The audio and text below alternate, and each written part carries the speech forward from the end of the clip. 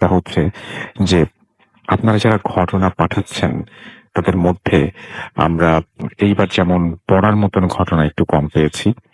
আরেকটু চমৎকার ঘটনা আরেকটু যাচাই বাছাই করে যদি আপনারা ঘটনা পাঠান তাহলে আমাদের জন্য অনেক ভালো হয়, সবার জন্যই ভালো হয়। এবং আপনারা জানেন যে ভূত এফএম আপনারা যেহেতু শোনেন, সুতরাং আপনারা জানেন যে কোন ধরনের ঘটনাগুলো ভূত এফএম এ আহ মানে সব সময় মানুষ অনেক বেশি প্রশংসা করে। সুতরাং সেই ধরনের ঘটনাগুলো যদি কালেক্ট করে আপনারা পাঠান তাহলে খুবই খুশি হব এবং আপনাদের প্রতি কৃতজ্ঞ থাকবো। আর চেষ্টা করবেন স্টুডিওতে এসে ঘটনা শেয়ার করার। আপনারা সচরাচর যারা স্টুডিওতে আসেন তারা তো আসেনি, অনেকেরই আসার ইচ্ছা আছে, অনেকের হয়তো অনেক সংশয় আছে যে কিভাবে যাব, কি হবে। সে সমস্ত ব্যাপারে আমাদের সাথে কথা বলতে পারেন। জাস্ট আপনার নাম, ঠিকানা এবং ফোন নাম্বার সহ যদি লেখেন যে আপনি ইন্টারেস্টেড, আপনার ঘটনা সহ যদি পাঠিয়ে দেন আমাদেরকে, তাহলে আমরা আপনাকে কন্ট্যাক্ট করবো এবং আপনাকে জানিয়ে দিব কিভাবে আসতে হবে, কি করতে হবে। তো এই আর কি আমাদের এই অনুরোধ দিয়ে আজকে প্রতিযোগিতা শুরু করছি। শুরুতেই একটা ইমেল দিয়ে শুরু করতে চাই। মানে একটা ইমেল দিয়ে প্রতিবারের মতো আজকে যে ইমেইলটি আছে সেই ইমেইলটি আমি পড়ছি, আশা করছি আপনাদের ভালো লাগবে।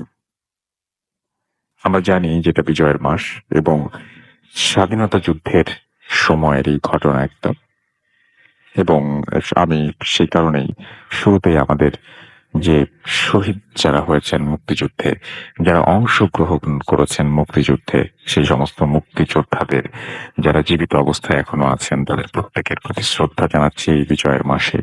এবং আশা করছি যে তাদের আহ, যে আদর্শ, সে আদর্শে আমরা আরো সামনের দিকে এগিয়ে যেতে পারবো। তো ঘটনাটি আমি পড়ে শোনাচ্ছি, যেভাবে পাঠিয়েছেন সেভাবে। আসসালামু আলাইকুম রাসেল ভাই, আশা করি আল্লাহর রহমতে ভালো আছেন। আমি তানভীর আহমেদ, সিএসি ফার্স্ট ইয়ারের ছাত্র।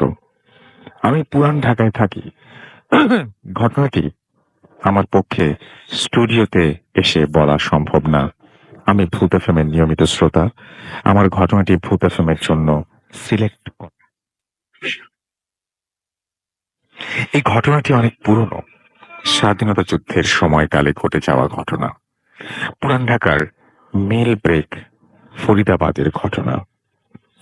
এই এলাকায় একজন খুব পরহেজগার মুরব্বীর মৃত্যু হয়। উনি তার জীবনকালে অনেক জিন পালন করতেন। এখানে একটি কথা বলে রাখা ভালো, তিনি তার মৃত্যুর আগে তার পরিবারকে বলে গিয়েছিলেন যে তার মৃত্যুর পর তার লাশের যেন কিছু করা না হয়। সময় হলে লোক আসবেন এবং তারাই লাশের দাফন কাফন করবেন এবং তারা বাসায় আসলে তাদের যেন মেহমানের মতন সম্মান করা হয়। তার পরিবারে ছোট পুরুষ মানুষ কম থাকায় লাশের কি করবে কেউ বুঝে উঠতে পারছিল না। এমন সময় শুরু হলো ঝড়। একে তো যুদ্ধ, তার মধ্যে ঝড়। কোনো মতে মানুষ জোগাড় করা হলো মাত্র দুজন, কিন্তু দুজন দ্বারা লাশ গোসল বা দাফন করা তো সম্ভব নয়। এই সময় এই ঝড়ের রাতে কোথা থেকে এক তেরোপাল তেরোপাল দিয়ে ত্রিপাল হবে, এটা ত্রিপল দিয়ে ঘেরা একটা ঘোড়ার গাড়ি এলো এবং গাড়ি থেকে তিনজন নেমে এলেন। তাদের দেখে ওই মুরব্বীদের সবার মুরব্বীর কথা মনে পড়ে গেল। তাই তারা তিনজনকে তাদের মতো কাজ করতে দিলেন। তাদেরকে কোনো খাবার দেয়া হলে তারা তা খাননি। এর মধ্যে দুজন পর্দার আড়ালে লাশ গোসল দেওয়া শুরু করেন এবং একজন বাইরে দাঁড়িয়ে দোয়া পড়ছিলেন। যিনি বাইরে ছিলেন তিনি পরেছিলেন একটা সাদা জুব্বা এবং মাথায় ছিল কাপড় দিয়ে ঢাকা, যার কারণে তার চেহারা দেখা যাচ্ছিল না। গোসল শেষে তারা লাশ নিয়ে বেরিয়ে পড়েন এবং বাসা থেকে দুজনকে আসতে বলেন। তাই দুজন লাশের সাথে ঘোড়ার গাড়ি করে কবরস্থানে যায়। কবরস্থানে যাওয়ার সময় ওই তিনজন লোক কোনো কথা বলছিল না। কবরস্থানে যাওয়ার পর তারা তিনজন এবং বাসা থেকে যাওয়া দুজনের মধ্যে একজন লাশ নিয়ে কবরস্থানে প্রবেশ করে। যিনি লাশের খাটিয়া কাঁধে নিয়েছিলেন তার কাছে মনে হচ্ছিল যেন খাটিয়াতে কোনো লাশ নেই, একদম হালকা। তিনি সামান্য ভয় পান। কবরের পাশে যেতে দেখা গেল কবর খোঁড়ার সব কিছু সামনে রাখা। তখন রাত 11:30 থেকে 12টার মতো বাজে। দুজন লোক খুব তাড়াতাড়ি কবরটি খুঁড়ে ফেলল এবং ওই জব্বা পরা লোকটি পাশে দাঁড়িয়ে দোয়া পড়ছিল, ক্রমাগত দোয়া পড়ছিল।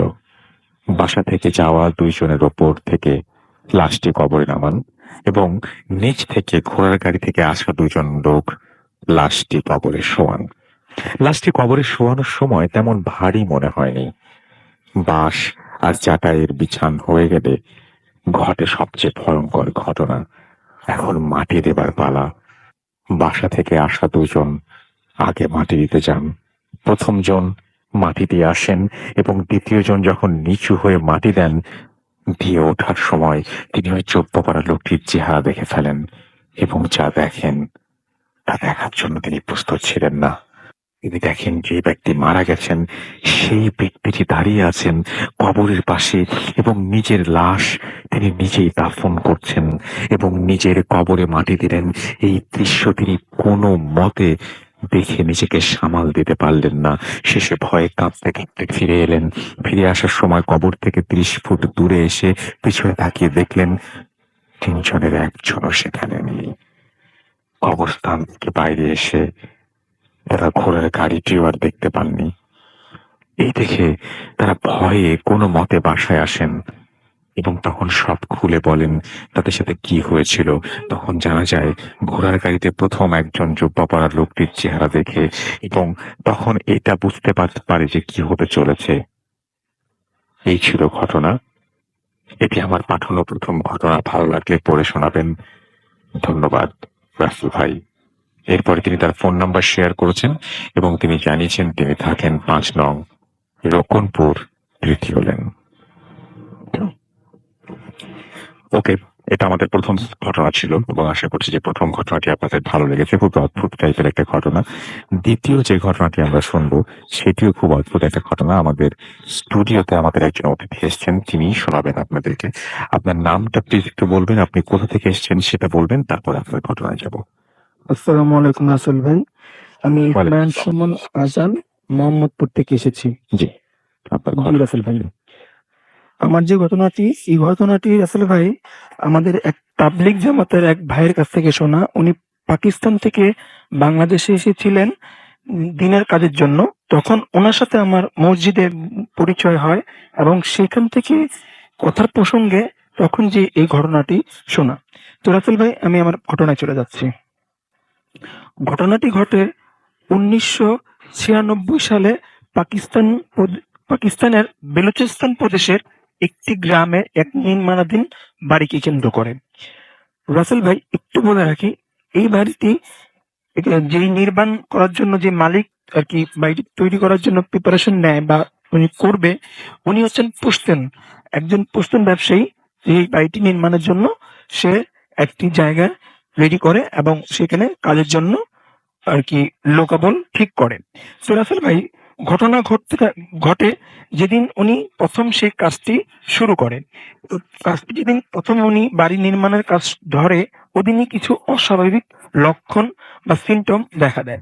তার মধ্যে সবচেয়ে ভয়ানক যে ব্যাপারগুলো ছিল সেগুলো ছিল হচ্ছে রাসেল ভাই যে যদি লেবাররা মাটি কাটার জন্য কোদাল দিয়ে মাটি কোপ দিত, 2-3 কোপ দেওয়ার পরে সেখান থেকে অটোমেটিকলি রক্ত বের হতো। মানে মাটি থেকে রক্ত বের হয়ে জি আসতো। জি, মাটি থেকে রক্ত বেরিয়ে চলে আসতো। আবার কখনো কখনো এরকমও দেখা যেত যে লেবাররা কাজ করতেছে হঠাৎ করে তারা সেন্সলেস হয়ে যেত আচ্ছা। এবং সেন্সলেস এমন সেন্সলেস হতো যে তারা 2-3 ঘন্টা সেখানে সেন্সলেস হয়ে পড়ে থাকতো। যখন তাদের সেন্স আসতো, তাদেরকে যদি জিজ্ঞেস করা হতো যে তোমরা কিভাবে হয়েছো, তারা সঠিক উত্তর দিতে পারতো না।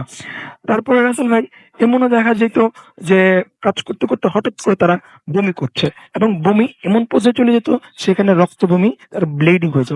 তো রাসেল ভাই, এমন চলতে চলতে তো যখন এমন একটা অবস্থা যে পৌঁছায় যে কোনো একজন ওয়ার্কার যদি একদিন সেইখানে কাজ করতো, তো পরের দিন সেখানে আর কাজ করতে আসতো না রাসেল ভাই।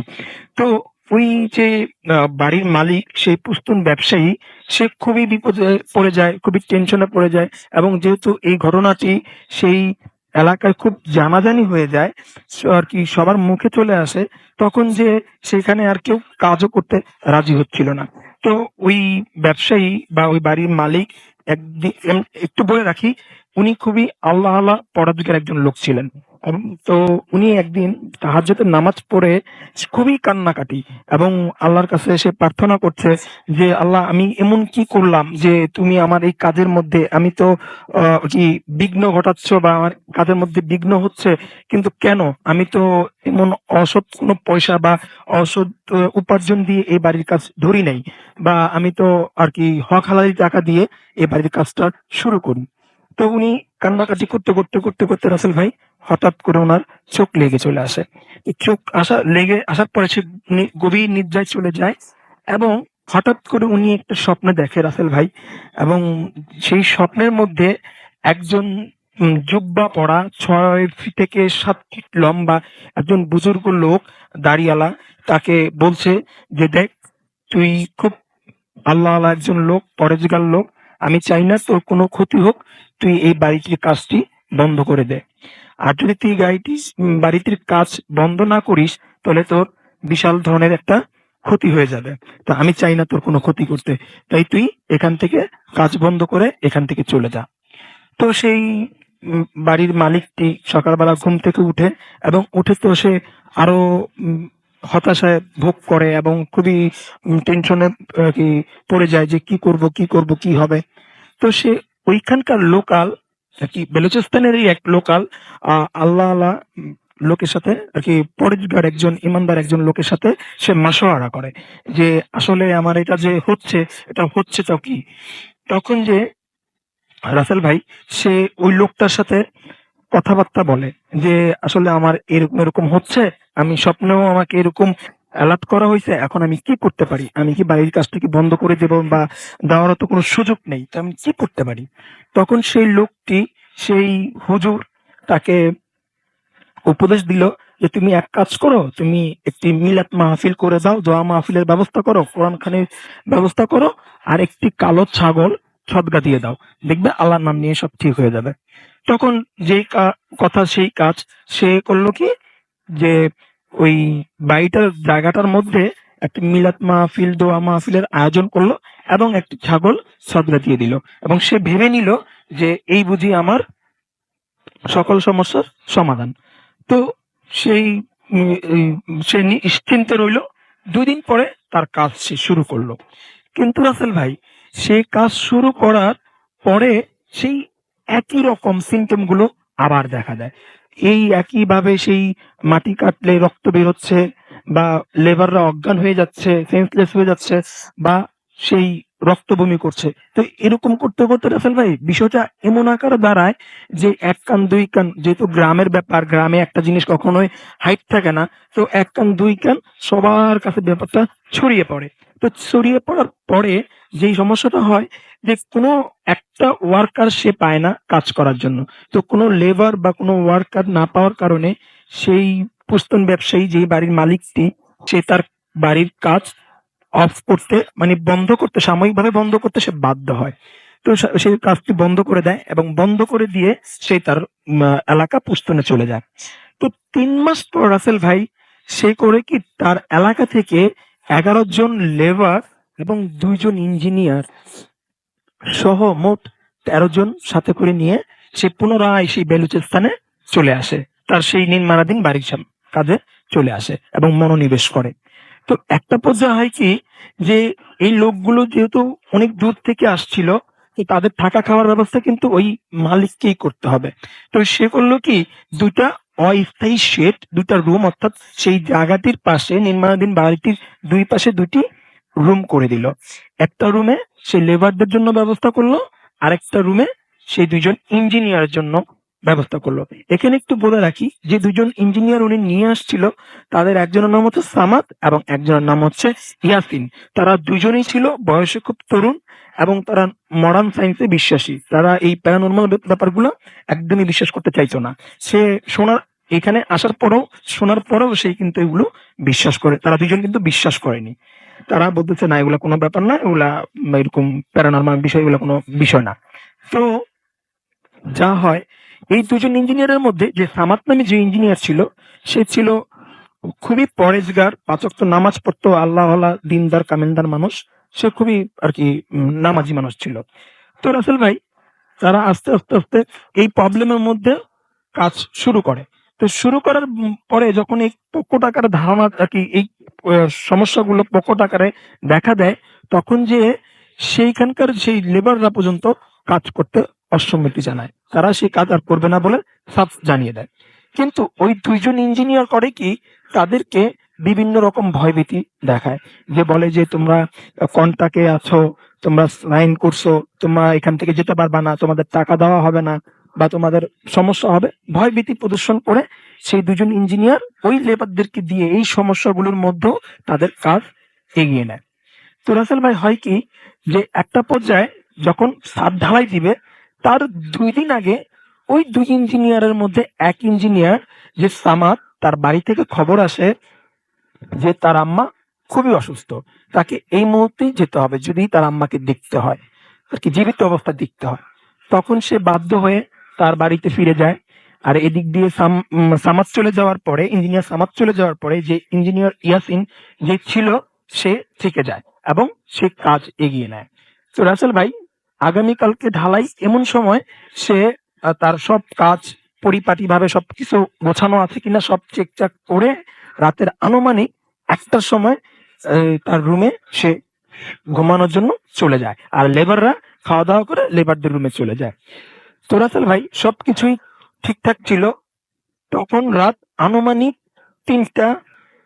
এই 3টার দিকে হঠাৎ বিকট একটি চিৎকার এবং শব্দে লেবারদের সবার ঘুম ভেঙে যায়।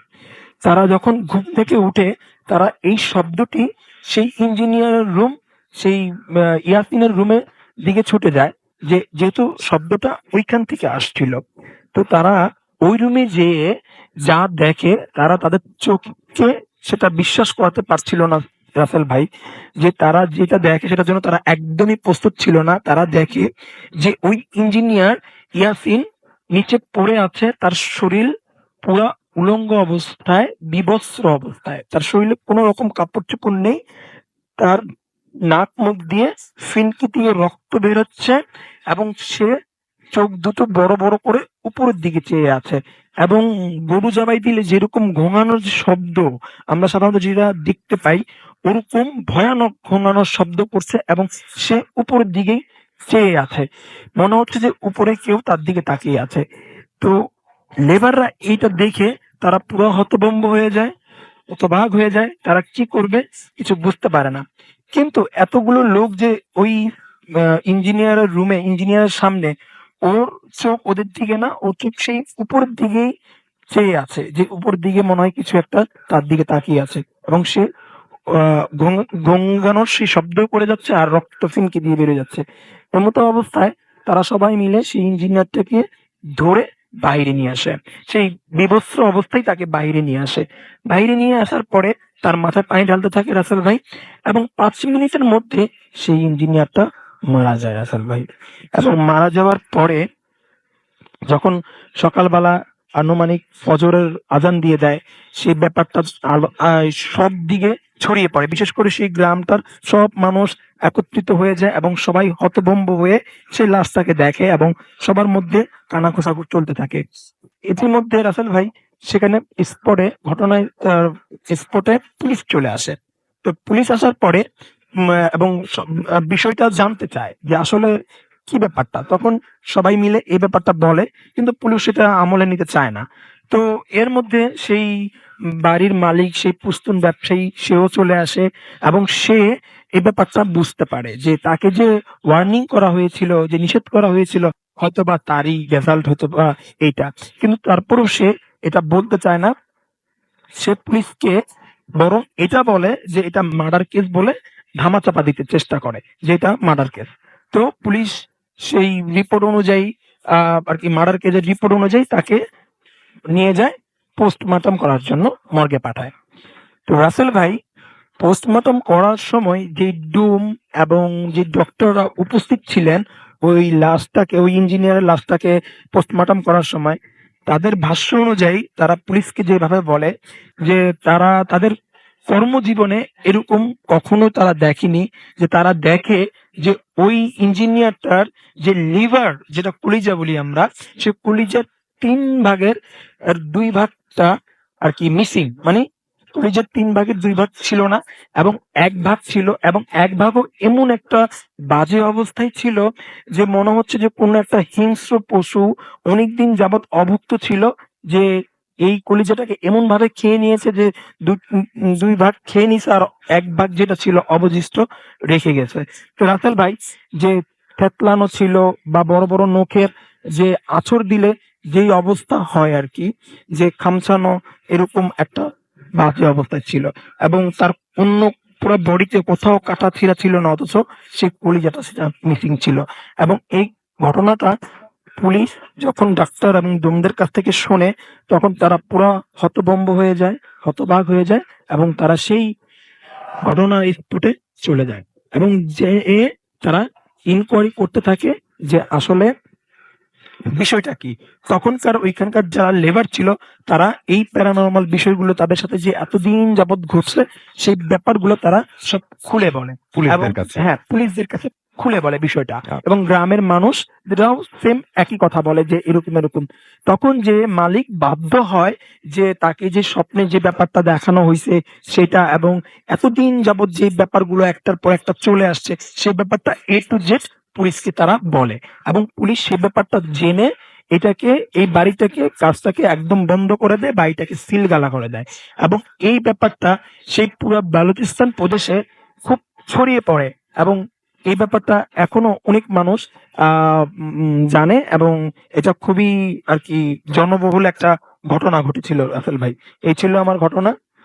আপনি কি এটা জানেন যে ওই অঞ্চলে যেখানে সমস্যাটা বারবার হচ্ছিল বা এরকম সমস্যা, এর মেইন কারণটা কি আসলে? কেন ওখানে কেউ কোনো কিছু করতে দিচ্ছিল না বা কেন বাড়ি করতে দিচ্ছিল না? এই সম্পর্কে কোনো কিছু কি তিনি আপনাকে বলেছিলেন?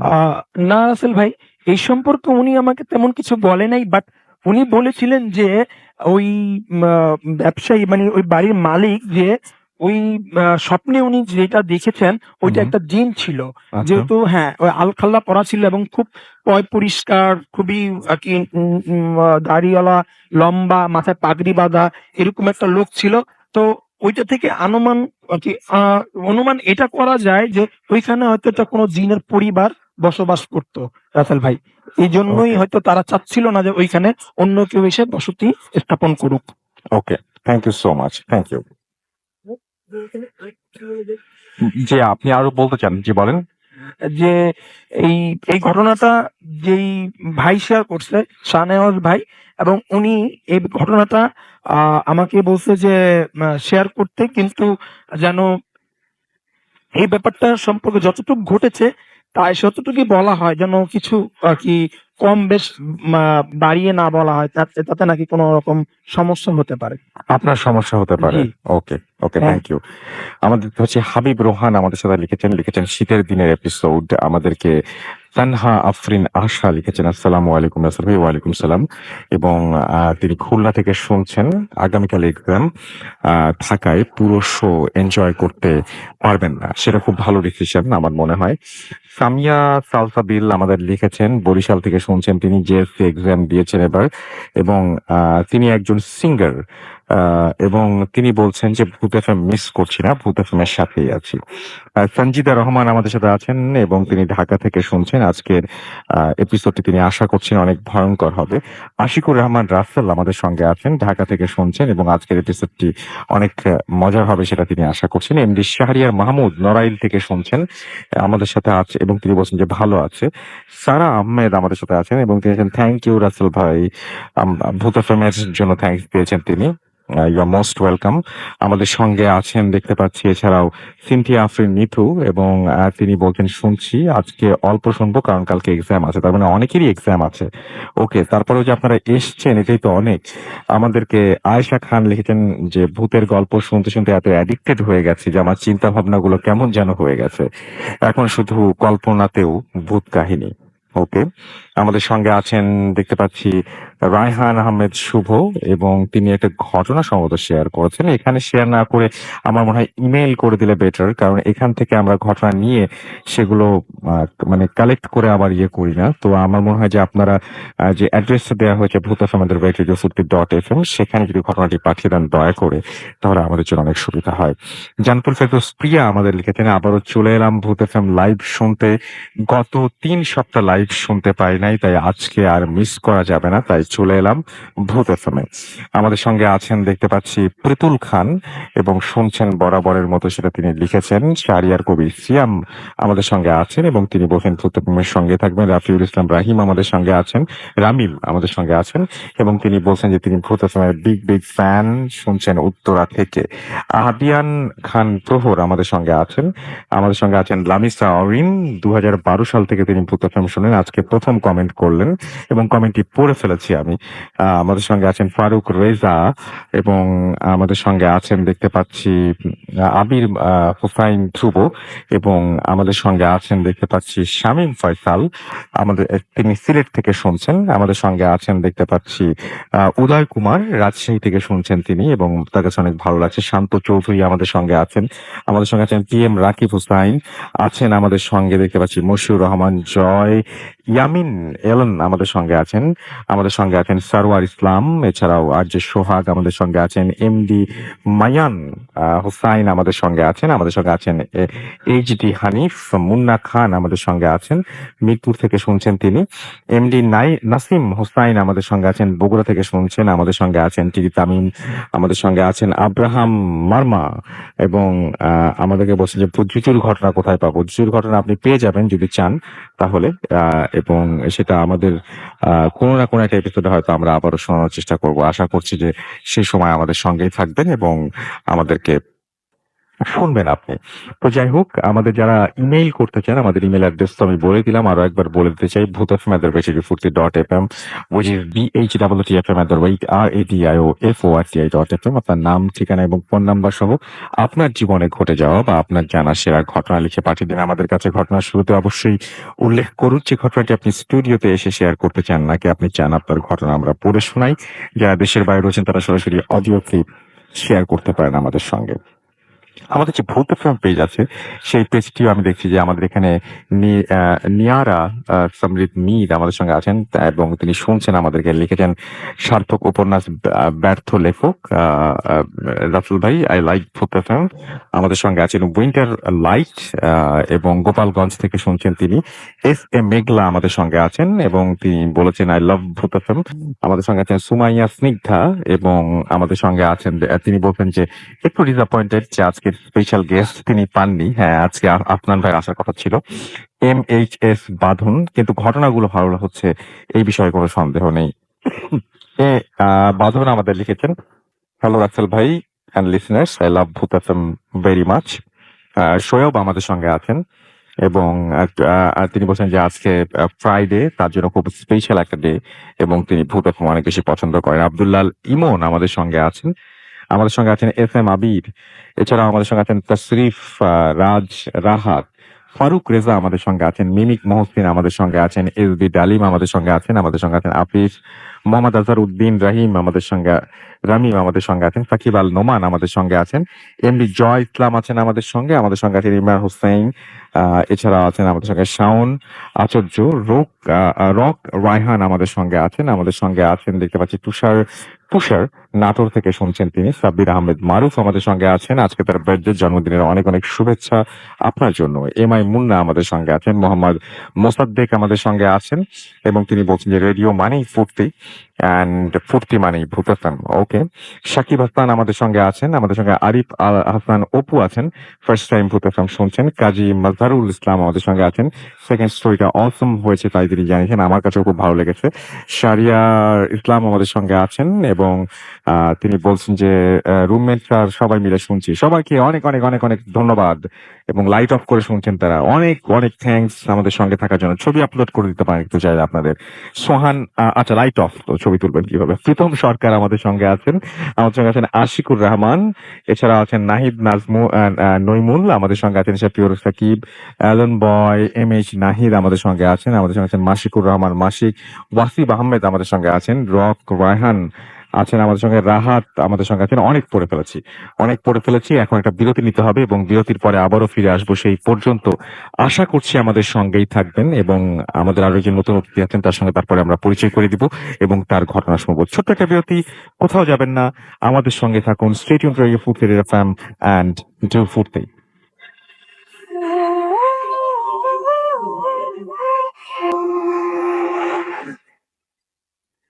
Yes, the night comes alive with Grameenphone. You are listening to Radio 48 FM. আমি রাস্তাল আছি, সাথে ঘড়িতে সময় রাত 12:35। আর একটার পর একটা দারুণ দারুণ ঘটনা শুনছি আমরা, আপনাদের লেখাও পাচ্ছি। আমাদের ফেসবুক পেজ দুটোর অ্যাড্রেস আবার একবার জানিয়ে দিতে চাই, www.facebook.com/radio.ফুর্তি and www.facebook.com/bhookfm.russell, এই দুটো অ্যাড্রেসে গিয়ে লিখুন আমাদেরকে, জানান আপনার কথা। আমরা চলে যাব আমাদের পরবর্তী অতিথির কাছে। আপনার নামটা প্লিজ একটু বলবেন, তারপরে আপনার ঘটনায় যাব আমরা। আসসালামু আলাইকুম লিসেনার, একটু কাছ থেকে বলতে হবে। আমি নাজিব, আদমজীতে ক্লাস 9 এ পড়ছি, এসেছি মিরপুর সরাপাড়া থেকে। জি। তো আমি আমার ঘটনায় চলে যাচ্ছি। এই ঘটনাটা আমি আমার একটা আপুর কাছ থেকে কালেক্ট করেছি। আপুর আম্মু অর্থাৎ আন্টি মামার সাথে ঘটনাটা ঘটেছিল। ঘটনাটা অ্যাপ্রক্সিমেটলি 1940 থেকে 1950 মাঝামাঝি একটা সময়ে হয়েছে। ঘটনাটা একটা জমিদার বাড়িকে কেন্দ্র করে। তো জমিদার বাড়ির সামনে একটা মাঠ ছিল, মানে বিশাল বড় একটা মাঠ ছিল, যেখানে কিনা জমিদার বাড়ি জানেন আপনি হয়তো অনেক বড় হয়ে থাকে সাধারণত, সামনে সবকিছু মানে সবকিছু মিলে জমিদার বাড়িটা। তো সামনে যে মাঠটা ছিল, ওই মাঠটাতে মানে ওই এলাকার যে মানুষজন তারা তাদের গরু ছাগল এগুলো মানে চড়াতে ঘাস খাওয়াতে নিয়ে আসতো, সকালবেলা সন্ধ্যার দিকে নিয়ে যেত। সবকিছু স্বাভাবিকই ছিল। তো একদিন তারা তাদের গরুগুলাকে সে মাঠে ছেড়ে যায় ঘাস খাওয়ানোর জন্য, কেউ বেঁধে যায়। তো তারা যখন মানে রেগুলারলি মানে যেমনি তারা নিয়ে যায়, সেরকম সন্ধ্যাবেলা তারা আসে গরুগুলাকে নিয়ে যেতে। তো তারা তারা যখন গরুগুলাকে নিতে আসে, তারা এসে মানে অস্বাভাবিক একটা ঘটনা দেখে, সবগুলা গরু মরে পড়ে আছে। তো তারা তো জিনিস মানে তারা শকড হয়ে যায়, সবগুলা গরু একসাথে কিভাবে মরে যায়।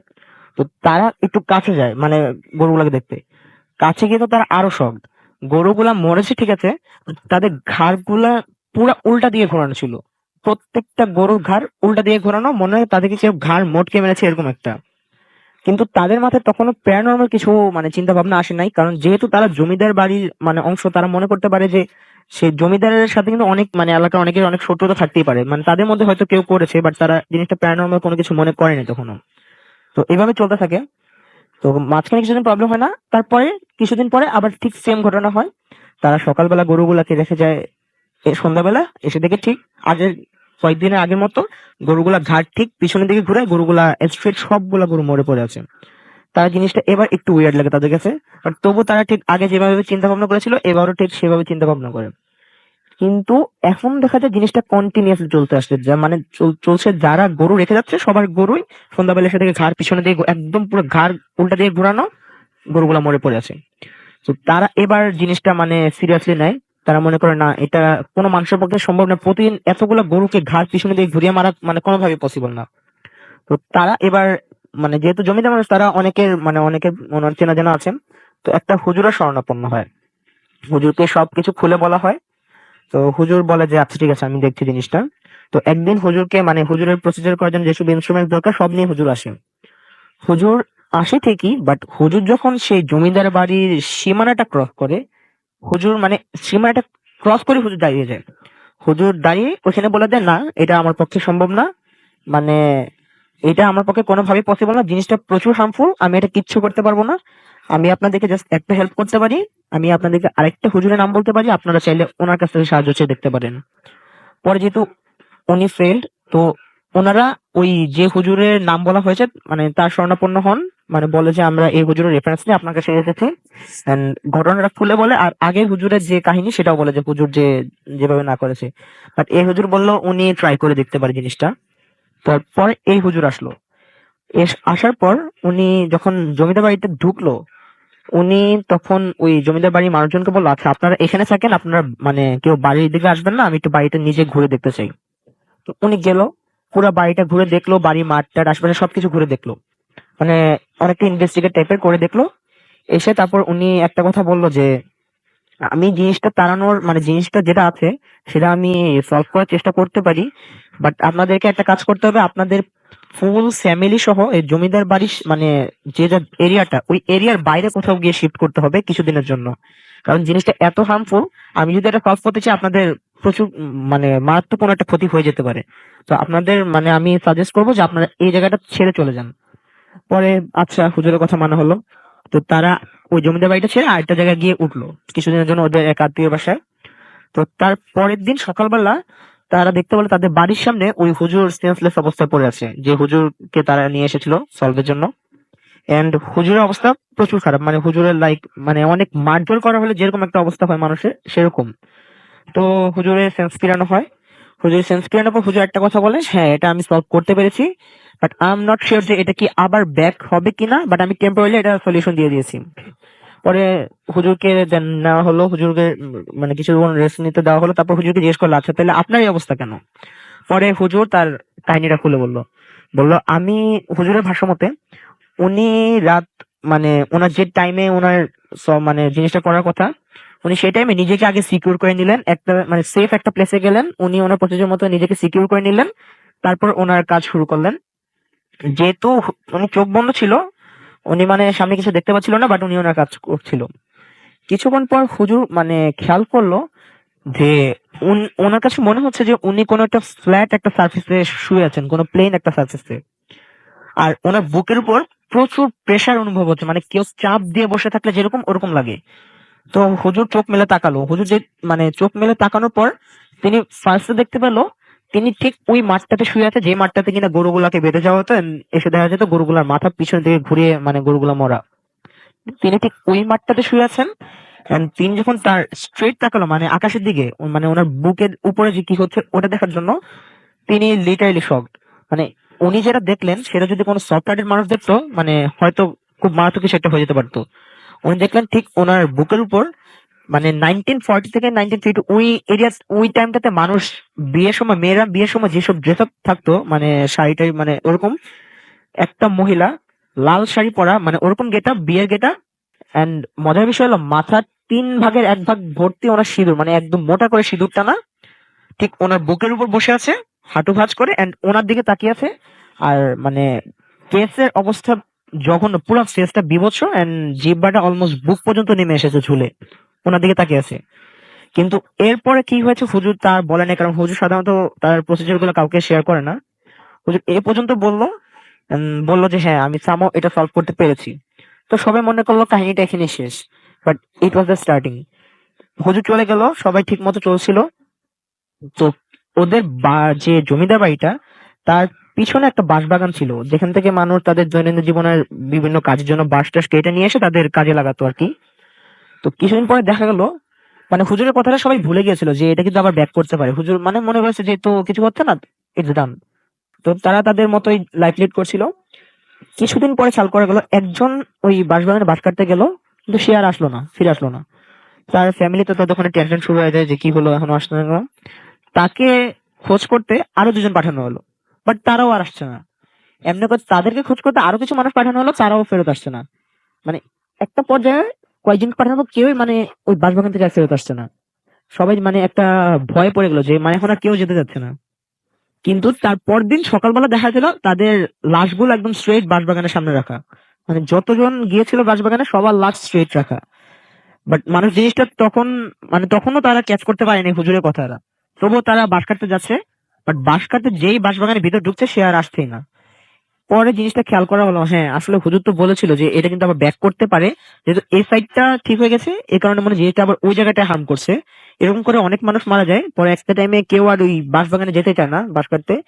পরে ওই হুজুরকে আবার আনা হয়েছিল, বাট এটা আর কোনো হুজুর সলভ দিতে পারেনি, হুজুর আর সলভ করতে পারে নাই। ওই বাঁশবাগানটাকে রেস্ট্রিক্টেড করা হয়েছে, ওই মানে ওই বাঁশবাগানের সামনে দিয়ে ইভেন কেউ যেত না।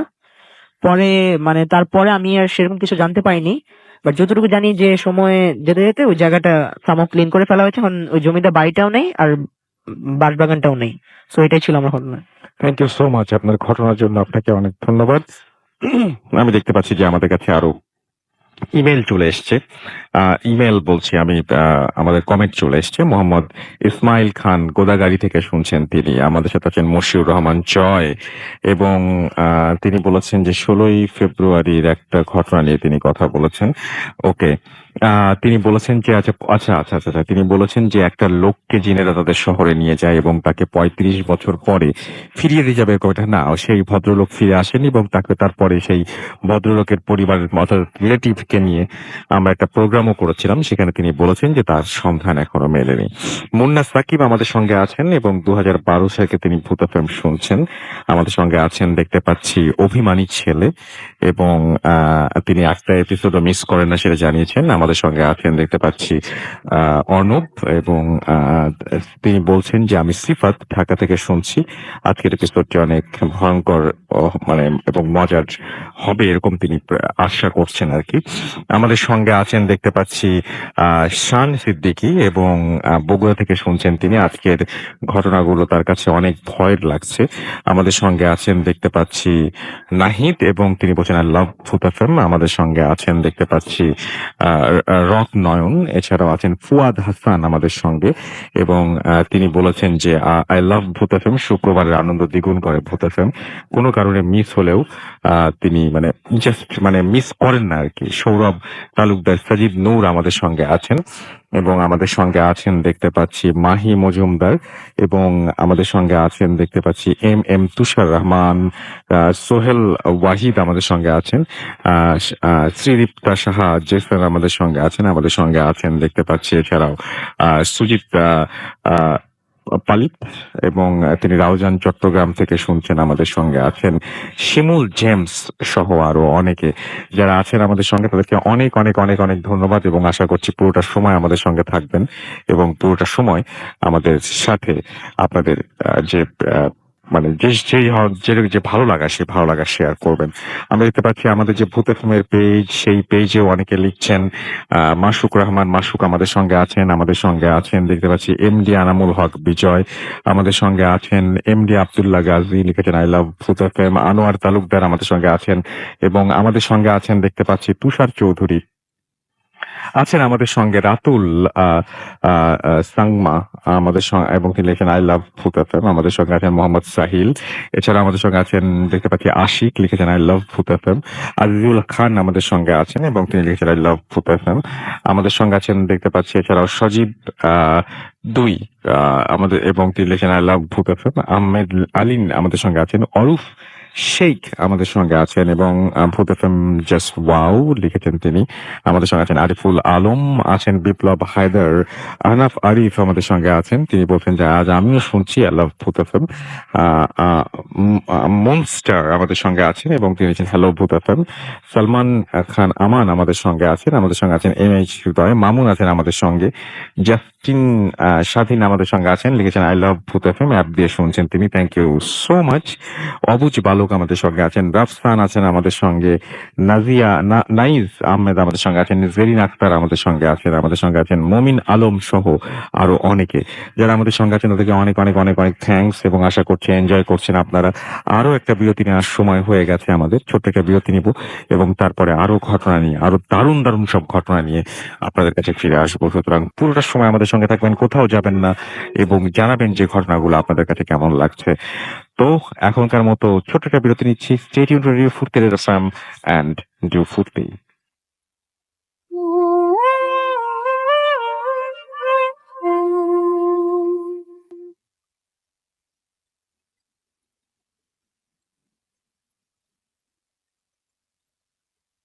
হাই রাসেল ভাই, আমি শিহান বলতেছি মিরপুর থেকে।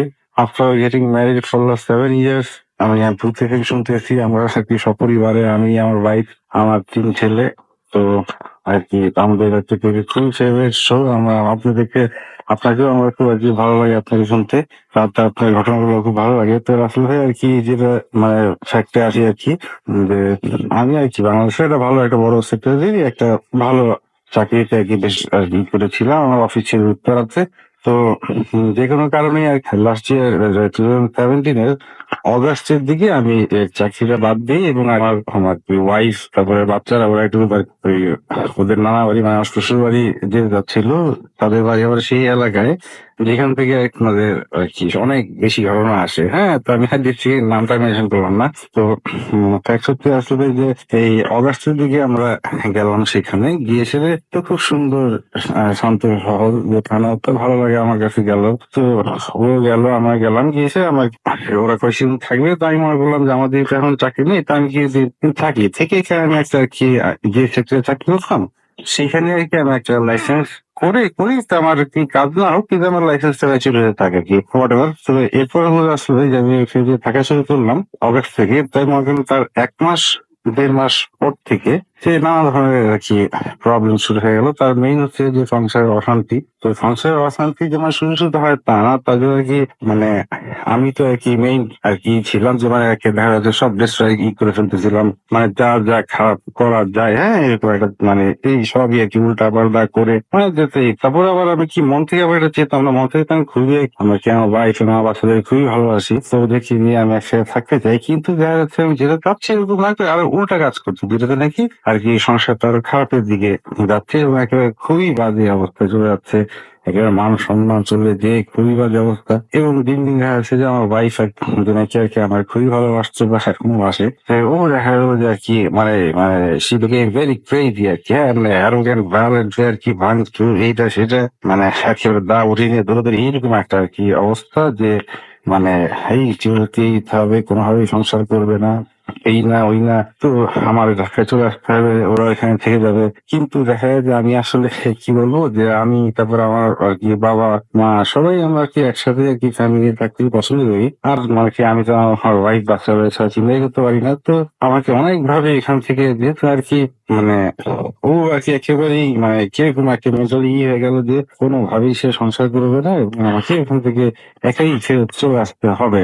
তো আর আমিও এরকম একটা কাজ করতেছিলাম যে আর কি ওখানে সুন্দরভাবে থাকবো তা না, তো সে আর কি আমার চলে যেতে বলারই কথা। তারপরেও দেখা গেল যে হয়তো ভালোবাসা টানে বা যে কোনো কারণেই আর কি আমি এক আসতেছিলাম আমার কথা যে আমি যাবো, কিন্তু আমি অবশ্যই তোমাদের নিয়ে যাবো এমনি হবে এবং ইনশাল্লাহ যেহেতু আমার নিয়ত ভালো, আল্লাহ আমার সাথে থাকবে না। তো এই করে করে তো আমরা যখন থাকলাম দেখা গেল রাখি ভাই আসলে কিছু মানে এটার ভিতরে যে কোনো অন্য কোনো বিষয় আসতে পারে এটার কি আমার আইডিয়া ছিল না। আমি ধারণা করছি যে আমি তো নানা প্রবলেম করছি এই কারণে হচ্ছে। কিন্তু দেখা গেল রাত্রে যে আমরা আর কি যেমন ফ্যাক্ট আমি বলি যে সে আর মানে রাত্রে ঘুমাচ্ছি আমার আর কি ভালো সুন্দর আর কি নতুন ফ্যান, হ্যাঁ আর কি এমন না যে ফ্যানে খুব প্রেসার পড়ে ম্যাক্সিমাম চাই বেশি জ্বালাই রাতে, তারপরে মনে করেন যে ফ্যান ছেড়েছি এই ঘুমে আসি রাতের বেলা হঠাৎ করে অনেক ইস্যুতে ঘুম ভাঙলো, দেখলাম যে ফ্যানটা খুলে আমার আমি তো খাটে মানে কি রাইট সাইডে শুয়েছি আর লেফট সাইডে আমার ওয়াইফ বাচ্চা মা, তো ফ্যানটা খুলে আমার হাঁটুর উপরে পড়ে মাটিতে পড়ে ঘুরতেছে মানে, এবং দেখলাম যে ফ্যানটা লাগানো সব ঠিকই রকম আর কি ছিল মানে আমি দেখে যা মনে হয়েছে আর কি। তো এরকম একটা হলো, তো আমি ফ্যানটাই করলাম। আমি ভাবলাম আল্লাহ বাঁচাইছে, যদি বাচ্চাদের গায়ে পড়তে হতে পারে কি আর অবস্থা হতো, আল্লাহ মাফ করছে। হ্যাঁ, কিন্তু আমার ভাই বললো যে আসলে বাবু যেরকম হচ্ছে এটা তো আসলে কোনো ভালো জিনিস হচ্ছে না, অন্যরকম মনে হচ্ছে। তো হোয়াট এভার আমি ওরা ওই এলাকার লোকজন এগুলো একটু বেশি বলে, তো আমি এরকম আর কি দিলাম না যে ধরে এগুলো বাদ দাও। তো তারপরে আমরা আবার আরেক জায়গায় গিয়ে ওদের এখানে আর কি মাঝখানে একটা হোটেলে আমরা আর কি বাচ্চা বাচ্চা নিয়ে থাকলাম কিছুদিন। তো মানে কি খুব সুন্দর আর কি ওইখানে যে 3-4টা বেস্ট হোটেলের ভিতরে একটা। তো ওইখানে থাকছি 2 দিন 3 দিন। তো ওইখানে যে এক্সস্টার ফ্যান থাকে যে ওয়াশরুমে, তো আমি সেই করছি যে তো ওইখানে আমি দেখা গেলো সে চেক করে অথবা এই আপনার ফ্রেশ ট্রেশ হয়ে যেখানে তারপরে এক্সস্টার ফ্যানটা ছেড়ে দিই। তো আমি যেখানে দাঁড়িয়ে আর কি মানে সেই বাইরে সেইখানটাই আমি থেকে আমি আমার ওয়াইফকে বললাম যে ওই করতে এক্সস্টার ফ্যানটা ছেড়ে দাও। তো ও আর কি বাথরুমে বসে থাকতে কি জানি সাথে দেরি করতে, তো আমি আবার বাথরুমের দরজায় এসে উকি দিয়ে বাইরের সুইচ থেকে এক্সস্টার ফ্যানটা অন করলাম। সেই ফ্যানটা অন করে দেখি বিকট শব্দ। তো বাথরুমের ভিতরে তাকিয়ে দেখি যে আমি যে জায়গাটায় দাঁড়িয়েছিলাম সেই জায়গাটায় এক্সস্টার ফ্যান এই ওয়াল থেকে খুলে ছিটকে এসে আর কি পড়ছে। এবার আমি যদি থাকতাম, হ্যাঁ, তাহলে মানে আর কি আই কুড বি হিটেড আর কি। তো এটা কি আমি ও দেখে তো আরো ভয় পেয়ে গেল যে এই দেখ এটাও তার একটা ব্যাডি আর কি। তো এই হোটেলের লোকজন আনলাম তো সবাই এসে অবাক যে খাই সেটা কি হয় এগুলো সব কি হয় খুলে আসে, হ্যাঁ। আমি বললাম যে নিশ্চয়ই কোনো প্রবলেম ছিল এই জন্য তো হয়েছে, না তো অন্য কোনো কারণ হতে পারে না। কিন্তু আমার ওয়াইফ আর কি বলতেছে যে না এটা তো কিন্তু আর একটা কোনো খারাপ কিছু হচ্ছে। তো আমি বললাম যে কি হচ্ছে, এটা বলে যে দেখা যায় যে মানুষকে যখন কুশি কালাম করে বা মরে তখন এইগুলা হয়। তাই আমি বললাম যে তোমাদের তো এসবের শেষ নাই। তো এরপরে দেখা গেল আসলে আমার বিভিন্ন গেঞ্জি জামার এগুলো আর কি কোনা কাটা বা ইটি, তারপরে আমি শুয়ে আছি ঘুম থেকে উঠে তোষকের নিচে এখানে দেখা যাচ্ছে যে আপনার এই এই কালো চুল জিপ দেয়া, তারপরে কালো সুতা গিট দিয়ে কিরকম একটা পুতুলের শেপ বানানো, তারপরে মানে যা যা আর কি আপনার এই কালো কাপড়ের গিট দেয়া এগুলো মানে এগুলো শেষ নেই আর কি কোনো, হ্যাঁ। তো আমি তো ওটাই করিনি, কিন্তু আর কি সে বলতেছিল যে খুব খারাপ, এদিকে খুব খারাপ হচ্ছে। তো আসলে কি মানে তুমি তো থাকলে মানে আসলে তোমার আরো সমস্যা হবে, তুমি তোমার চলে যাও। তো আমি বললাম যে না আমি মাঝখান থেকে কেন চলে যাবো, একসাথে আমরা যাবো। কিন্তু আবার আমি কাজ এমন করতেছি না যে আর কি যেটা নাকি ফ্যামিলির জন্য আর কি কোনো মানে পজিটিভ দিক নিয়ে আসতেছে। আমার কাজ এমন আসতেছে যে নাকি সব নেগেটিভ হচ্ছে, কিন্তু আমি একদমই এরকম করার কথা না। বা আমি আর কি একরকম মন ডিটারমাইন করে রেখেছি, কিন্তু আমি জানি না যে কেন মানে আমি ঠিকই উল্টাটা করছি, যেটা নাকি অনেকই মানে মানে বাজে হচ্ছে আর কি, রেজাল্ট আসতেছে আমার জন্য এবং ফ্যামিলির জন্য সবার জন্যই। তো এটাই করেছে রে। তো ওইখানে আমি গিয়ে থাকছি, যেহেতু ওইখানে আমার কিন্তু সার্কেল হয়েছিল ফ্রেন্ড মতো। তো ওইখান থেকে তো কিছু মানুষ বলতেছিল যে ভাই আসলে যেটা হচ্ছে এটা কিন্তু একেবারেই মানে 100% শিওর যে এরকম কেউই করছে, এবং যারা নাকি কোনোভাবে চাচ্ছে না যে আর কি আপনার সংসারটা থাকুক বা এই থাকুক এরকম, বা আপনি ভাবির সাথে আসলে নিয়ে আপনি সংসার করতেই হবেন না এবং আপনারও আর কি খুব খারাপ হবে। আমি মনে মনে ভালো ধরে তো বলি, হ্যাঁ। তো রাখি ভাই আমরা আসলাম, আমাদের আর কি থার্ড বেবি হলো ঢাকায় আবার আসলাম, এখানে এসেছে হওয়ার পরে আমরা সবাই ডিটারমেন্ট আল্লাহর মতো হয়ে গেল। তো এখন আর কি আমি আবার সেট করে আবার একটা সুন্দর ইনশাল্লাহ মানে ও বাই দ্য ওয়ে আমি ওখান থেকে এসে আবার আল্লাহর মতো একটা চাকরি পেয়ে গেছিলাম। রাসেল ভাই হঠাৎ করে আমার আর কি এই 3-4 মাস চাকরি করার পরে আমি আর কি একটা উইকে হঠাৎ করে কেন জানি এত বেশি অসুস্থ হয়ে যাই যে আমি আর কি এই প্রায় 1 উইকের মতো অফিস যেতে পারি না। এবং আরেকটা ব্যাপার যে নাকি একদমই আমার ক্যারেক্টারের সাথে মিলে না, যে আমি ফোন রিসিভ করতেছি, আমি দেখতেছি ফোন করতেছি কিন্তু আমার এত খারাপ লাগতেছে যে আমি কথা বলতে পারবো না। আমি করতেছি মেইল দিয়ে অ্যাপ্লিকেশন দিচ্ছি যে স্যার আমার আসলে এরকম কন্ডিশন না যে আমি কোনো কথা বলবো, আমার কি কি কাজ আছে, কি কি পেন্ডিং বা কি কি অপারেশন একেবারেই মানে হেডের আছে, এগুলো আমি আর কি ইনফর্ম করে দিচ্ছি। কিন্তু আসলে এটা অফিসের ব্যাপার, আসলে আসলে স্বাভাবিক, যেটাতে একটা সিনিয়র লেভেলের লোক যদি এরকম করে ফোন অফ করে না ধরে বুঝলাম 1 উইকের জন্য, তো এটা আর কি মানে তারা আর কি আমার মতো লোকেতে তারা একসেপ্ট মানে মানে এক্সপেক্ট করেনি কখনোই। তো ওয়ার্কশপ আর কি তো এরকম মানে মাপ পেলাম না, এই এত বছর জীবন প্রথমেই দেখা গেল আসলে চাকরি চলে গেল। তো যেটা নাকি আমার জন্য খুবই খারাপ হলো আর কি আর বলবো। তো আবারও আর কি বাসায় বসলাম, তো মনে করলাম যে থাকবে আমি তো কি আর করবো, আমি মনে করি যে আসলে আপনার মতো আর কি সবকিছু আর কি ভালোর দিকে আর কি বুঝলেন। আমি মনে করি যে যেটা মানে পজিটিভ দিক হলো, কারণ থার্ড বেবিটা হবে হয়তো বা এটা আল্লাহ এমনি যাচ্ছে যে আমি একটু বাসায় একটু বাচ্চা কাচ্চা নার্সিং করি, একটু হয়তো ফ্যামিলি বন্ডেজটা ভালো হবে। কিন্তু না রাতের ভাই আমার কাজ তো কোনোই ভালো হচ্ছে না, যে খালি ফ্যামিলি আর কি খারাপের দিকে যাচ্ছে। কিন্তু কেন জানি আল্লাহ যেন হয়তো বা অনেকে আমাদের বাইশে অনেকটাকে আদর করি বা বাচ্চাদের অনেক আদর করি ভালোবাসি দেখে হয়তো ওরা আমাদের অনেকেই করে আমাকে, এই কারণে আর কি আমাদের একসাথে থাকা হচ্ছে। কিন্তু মানে কাজ এরকম হচ্ছে যার মানে একেবারেই ঠিক হয়ে যাওয়ার কথা সব রিলেশন। পরে আসলে অনেক বেশি আর কি লেন্দি ঘটনা বলতে আসলে কি আর বলবো। এরপর আসলে হলো যে এটা ই করার পরে বাচ্চারা হলো আমরা সুন্দর করে থাকবো। এরপরে বাচ্চারা হওয়ার পর থেকে কি আবার আমার ওয়াইফ শুরু করলো যে না সে এখানে থাকবে না, এখানে একেবারেই থাকার মতো অবস্থা না, মানে সে ওইখানে যাবে যেখানে ওর বাবা ওইখানে যাবে। তাই আমি বললাম আচ্ছা এটা একটা নর্মাল ব্যাপার, এটা তো একটা বাচ্চা হওয়ার পরে একটা মেয়ে তো তুমি যাই তো যা বাসি যাতে না। তো সেটা সেটা নিয়ে একেবারে আবার ওই যে বললাম যে ট্রেন দিয়ে ভায়োলেন্ট অ্যারোগেন্স একেবারে মানে ভাঙচুরি সেটা, হ্যাঁ। আবার এমন না যে সে শুধু অকারণেই ক্রেজি হচ্ছে, মানে আমারও কাজগুলো আসলে সরি হচ্ছে আমি কি বলবো আসলে। সবাই বলছে এটা আমার দোষ না, আমার এরকমই আমার সাথে আমাকে নাকি করা হয়েছে।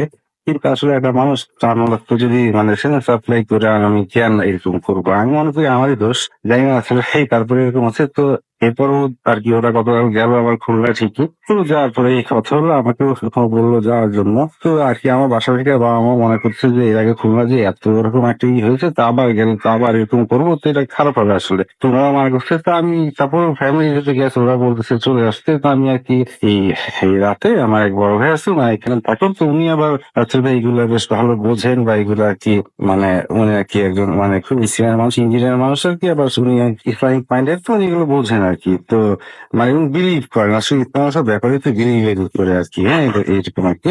তো উনি আমার কিছু কিছু জিনিস করে উনি আমার বললো যে আচ্ছা এই সেই হিসাবে আপনি একটা জিনিস এদিকে আসেন। তো তা আমি শোয়ার থেকে উঠে আসলাম, বলে দিলাম একটা জানালা, এটা জানালাম। তারপরে উনি আমাকে বললো যে কি করেন তো আপনার এই যে হাত দুইটা, হাতটা সোজা করুন। তা হাত সোজা করলাম।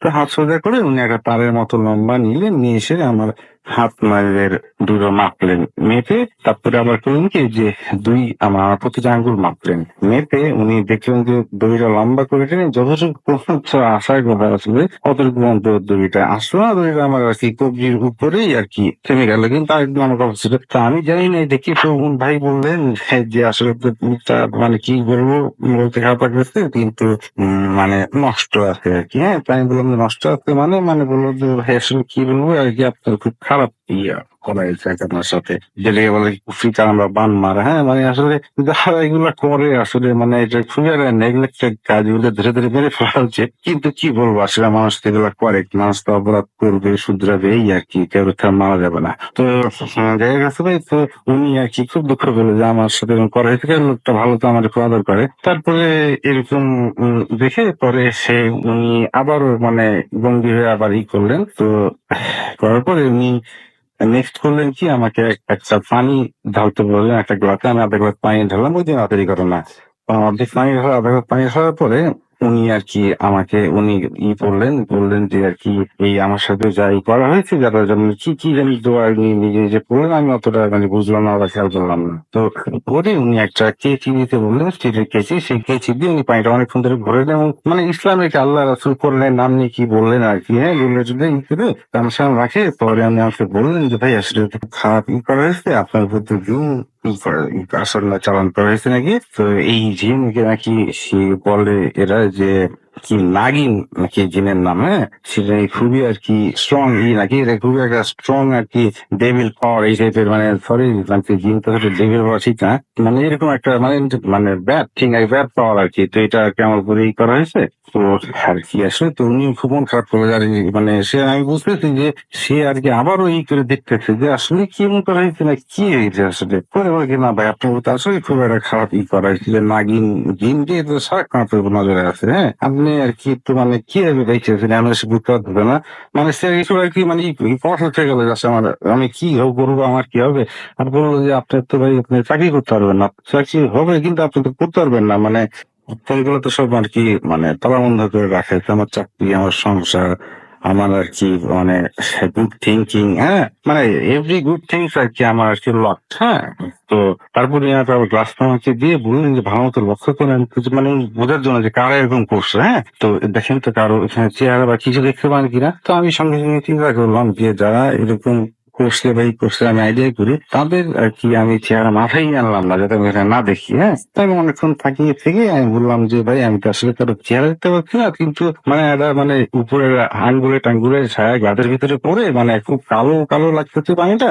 আর মনে হচ্ছে যে মনে হচ্ছে একটা মানে মানে মেয়ে বা মহিলা এরকম আর কি একটা ছবির মতো লাগতেছে, হয়তো বা আঙ্গুলের ছায়ার জন্য বা হয়তো বা আসলে জায়গা জানি না। তো আমি ওনাকে বললাম। তো উনি আবার একই কথা বললেন, এই মন খারাপ করে বললেন যে এসবই তো ভাই এরকমই, আপনার সংসার তৈরি করার কথা না, ভাবুন যে ভাবি তো আপনার সাথে থাকার কথা না, এই অবস্থা করে রাখা হয়েছে। তো আমি বললাম যে হ্যাঁ ভাই আমি তো গতকালকে বাসে উঠাই দিয়ে আসছি, আমার তো আবার গেছে। তো বললে যে ভাই অবশ্যই আমি যেতে দিলেন কেন, ওইখানেই তো প্রবলেমটা করা হয়েছে। তো আমি বললাম যে কি করবো ভাই, মনে করেন একটু মনটা ভালো লাগবে এই করে, এই জন্য আর কি সেই গেছে এখানে। তো বারে আমি ইনশাল্লাহ কদিন থাকুক, তোমার যদি নিয়ে আসবে তো মনটা তো হয়তো একটু ভালো লাগবে। তো বলে যে ভাই কোনেই ভালো লাগবে না, ওইখানে গেছে তো উনি আসতে যাবে, কালকে থেকেই আমাদের এই পেট ব্যথা টেট ব্যথা শুরু হবে। এবং সে আবার একই কথা আপনাকে বলবে যে তুমি এখানে আসবে না, এবং সে বলবে যে আর কি ডিভোর্স দাও, যে সম্পর্ক খারাপ করে এই করবে। তবে আমি আর ওনাকে বললাম না যে উনি যে কথাগুলো বললো এটা অলরেডি সে আমার যাওয়ার সঙ্গে বলে গেছে। হ্যাঁ, তো আর কি বলবো, তো যাই হোক আমি আসলে কি মানে কি বলবো, আমি আসলে খুবই বউ বাচ্চা পাগল ছেলে, তো আমি আর কি যাই বলে আমি আর কি মনে করি যে বাচ্চা মানুষের পোলাপার মতো করতেছে ঠিক হয়ে যাবে আর কি, অনেক স্ট্রেস গেছে আর ভাই 3 সিজার বেবি হয়েছে, তো আসলে তো ওর উপরে ফিজিক্যাল স্ট্রেস আছে, আর একা 3টা বাচ্চা দেখতে হয়, এতে তো ওটা তো অনেক একটা মেন্টাল স্ট্রেস পড়ে, তো এই জন্য আর কি সে একটা হ্যাঁ আসে। তো উনি বললো যে ভাই আর কোনো কিছু হয়েছে, তো আমি আবার একটা জিনিস বললাম যে ভাই একটা জিনিস আমরা বলিনি, আমার থার্ড বেবিটা হওয়ার পরে আমরা যেদিনকে হসপিটাল থেকে বাসায় এসেছি তার পরের দিন একটা ব্যাপার হলো যে আমি আর কি বালিশ আমি যে বালিশ নিয়ে শুই সেই বালিশটা আমি বাড়ি দিয়ে গুছাচ্ছি, তো হঠাৎ করে তোমাদের হাতে কি লাগলো, তো হাতে ধরে ধরে দেখি যে বালিশের ভিতরে একটা বেশ বড় মানে মানে একটা অনেক বড় একটা পেরেক, লোহার পেরেক রাখা। এই বালিশ আমি অনেক বছর ধরে ইউজ করি, কিন্তু লোহার পেরেক রাখা আগেও বুঝতাম, তাহলে যে রিসেন্টলি কেউ রাখছে না তাহলে কি আসবে কিভাবে। তো হ্যাঁ, কি বলবো রাতুল ভাই, মানে মানে আমাদের ঢাকা এবং ওইখানে আর কি যারা নাকি ক্রাইম সাসপেক্ট, হ্যাঁ তারা আবার সবাই ছিল ওর মাঝখানে আশেপাশে যে বাসায়, বুঝছেন আমরা আবার ছিলাম না। তো এই জন্য আর কি মানে বুঝতেছি না আসলে কি হচ্ছে।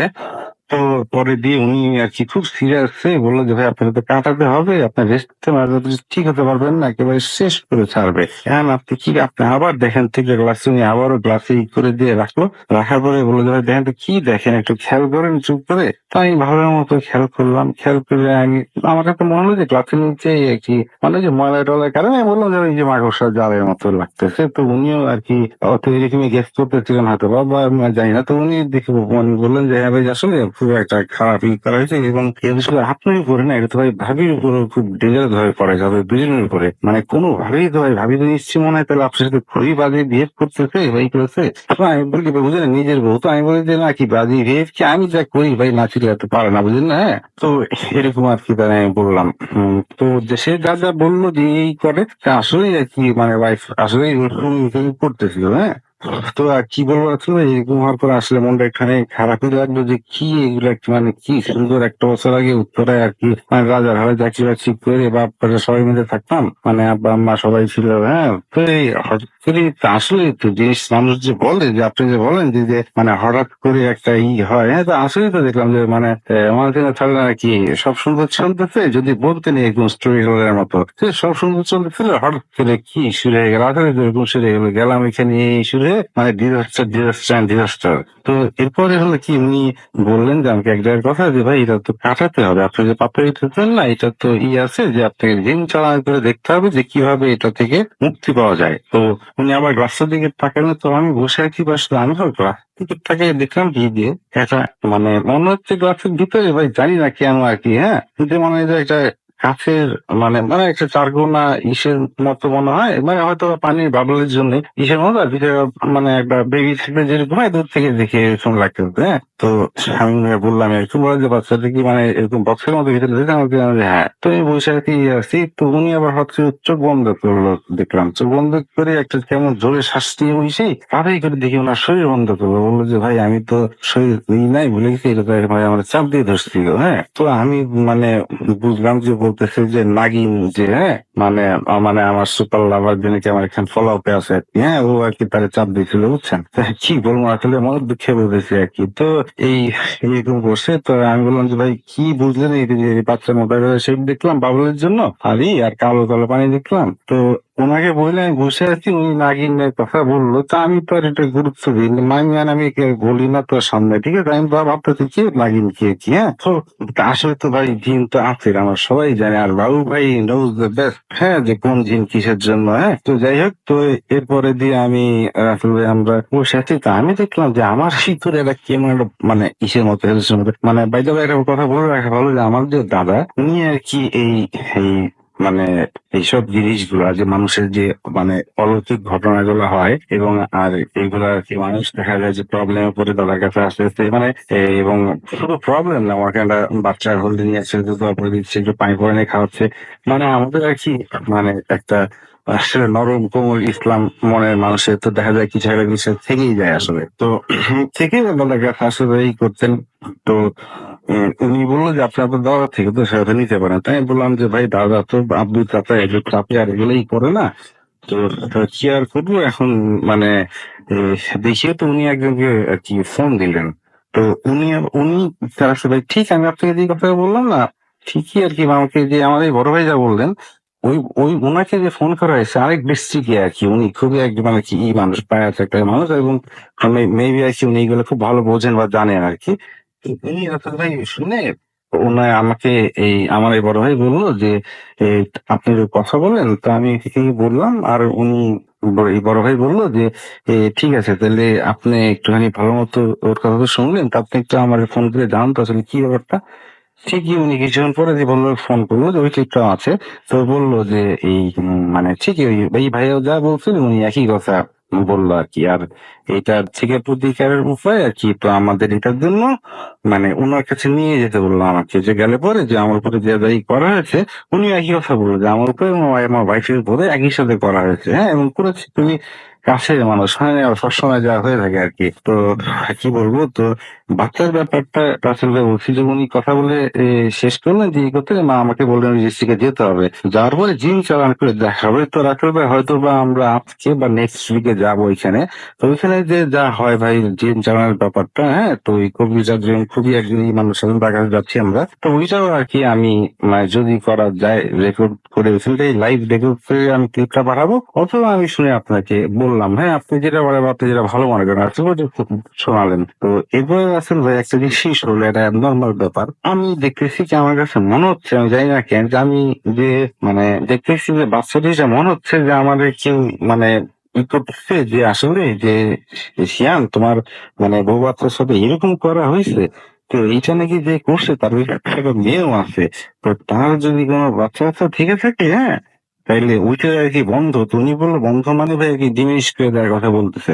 তাই আমি বললাম যে হোলি মানে কি বলে এটা, তো আর কি আমিও মনে মনে ভাবলাম যে কি ধরনের চিন্তা করলাম, যারা বাচ্চাকে মানে যে এটা করা হয়েছে তার যদি কি যে বাচ্চা আছে তাদের একেবারে মানে মনে হচ্ছে যে কেন জানি না, যে শেষ করে দিলে তার মনটা নাকি ভেঙে হয়ে যাবে, মানে সে হয়তো আর এটা করবে না তখন। হ্যাঁ, মানে হয়তো এটা ভিতের জন্য হলো, জানি এত খারাপ ছিল কেন আসলে মাথায় হবে, কিন্তু মনে হচ্ছে কি যেটা আমাকে কেউ বলতেছে এরকম মনে হচ্ছে। তো রাশেদ ভাই এটাই আর কি, মানে কথা হয়তো গুছিয়ে বলতে পারছি কি পারিনি, বুঝতে পারিনি। তো আমি নেক্সট সিক্সটাই আপনাকে পাঠাবো। আসলে আমি আমার ফোন নাম্বার সব দিয়ে আমি এটা আপনাকে মেইল করে দিচ্ছি। আপনি মানে কি দরকার আমার সাথে কথা বলতে পারেন, অথবা আপনি যদি মনে করেন প্রে করবেন তো করতে পারেন। আসলে থ্যাংক ইউ ভেরি মাচ আসলে after getting married for last 7 years, মানে me my wife my all my children, we are very happy with your show. Thank you, Rasul. Goodbye.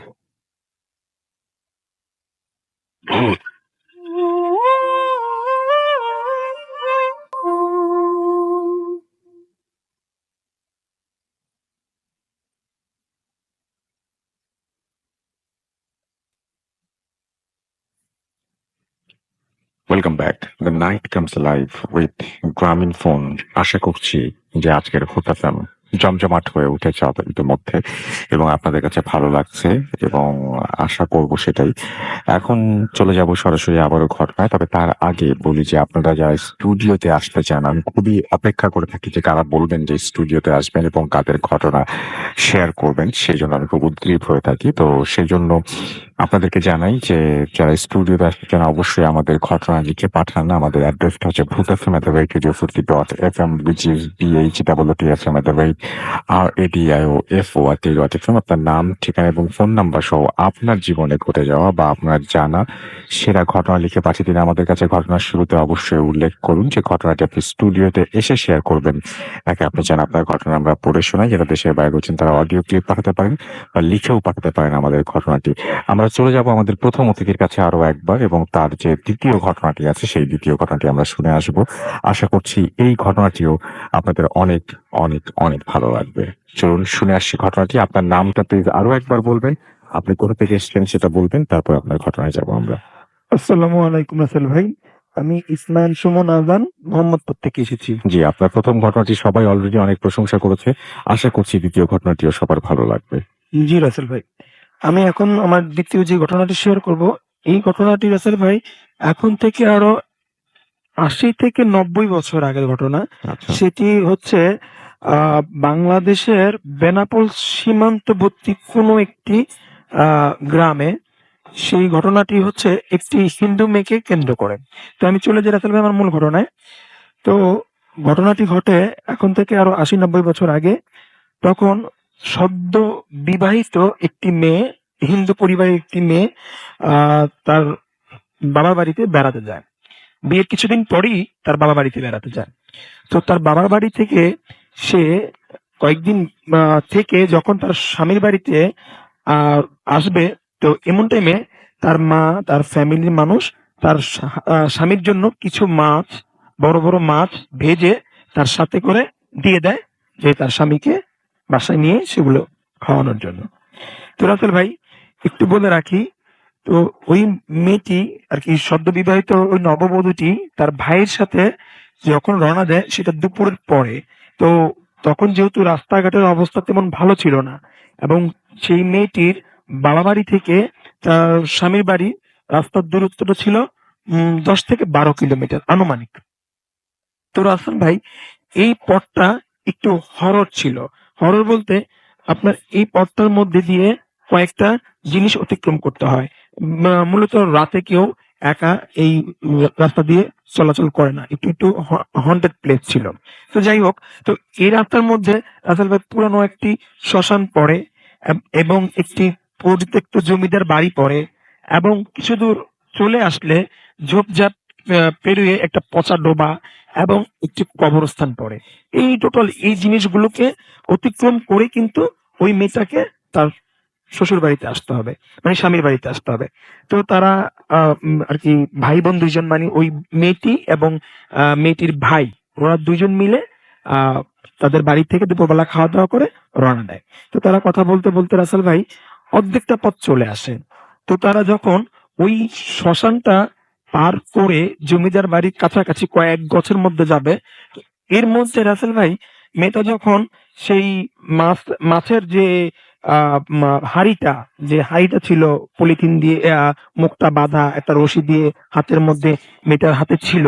তো মেয়েটা যখন আসতেছে, যাওয়ার পথে জমিদার বাড়ির কাছাকাছি চলে আসছে, তখন যে সে একটু অন্যরকম একটু অনুভব ফিল করে। দেখা যায় কি মেয়েটা একটু আর কি হঠাৎ করে একটু গরম বাতাস মেয়ের গায়ে লাগে। তো মেয়ে ওটা ওরকম ভাবে নেয় না। তারা দুই ভাই বোন কথা বলতে বলতে চলে আসে। তো যখন তারা ঠিক ওই পচা ডোবাটির পাশাপাশি একদম কাছাকাছি চলে আসে, মেয়েটিকে মেয়েটিকে এমন জোরে কি যেন একটা ধাক্কা মারে, অদৃশ্য কি যেন একটা ধাক্কা মারে, মেয়েটি সেই মাছের হাঁড়িটি নিয়ে সেই পচা ডোবার মধ্যে পড়ে যায়। তো পচা ডোবার মধ্যে যখন সে পড়ে যায় রাসেল ভাই, তখন তার ভাই সেই মেয়েটিকে ওই ডোবা থেকে উঠায়, মাছের হাঁড়িটি সহ তাকে উঠায়। উঠানোর পরে তার পুরো কাপড় চোপড় যেহেতু ভিজে ছিল, তো আমরা জানি যে আহ হিন্দুদের পরিবার একটু রক্ষণশীল পরিবার হয়ে থাকে। আর যেহেতু ওরা ব্রাহ্মণ ছিল এবং খুবই সেনসিটিভ ফ্যামিলি ছিল, যে এই ভিজা কাপড়ে যদি তার শ্বশুর বাড়িতে, মানে তার স্বামীর বাড়িতে যায়, তখন নানা রকম প্রশ্ন উঠতে পারে। তো মেয়েটা তার ব্যাগের মধ্যে যে কাপড় চোপড় ছিল ওইখান থেকে আরেকটা কাপড় নিয়ে সে ওই দোবাটার পাশে একটা ঝোপের মধ্যে যে তার কাপড় চোপড় চেঞ্জ করলো রাসেল ভাই। তো কাপড় চোপড় চেঞ্জ করে সেই ভিজা কাপড়টার সাথে করে নিয়ে আসে না, সেই ভিজা কাপড়টা ওইখানেই রেখে চলে আসে। যেহেতু ভিজা কাপড় যদি নিয়ে আসে তো আরো কথা হতে পারে, তো এক কথা থেকে দুই কথা হবে, তখন তার অশান্তি হতে পারে, এরকম চিন্তা ভাবনা করে সে ভিজা কাপড়টা আর আনে না। তখন সে কাপড় চেঞ্জ করে সে বাড়িতে চলে আসে। তো রাসেল ভাই এই পর্যন্ত সবই স্বাভাবিক ছিল। তো দুই একদিন যাওয়ার পরে মেয়েটার মধ্যে হঠাৎ কিছু চেঞ্জ লক্ষণ করা যায়, তো তার কিছু পরিবর্তন লক্ষণ করা যায়।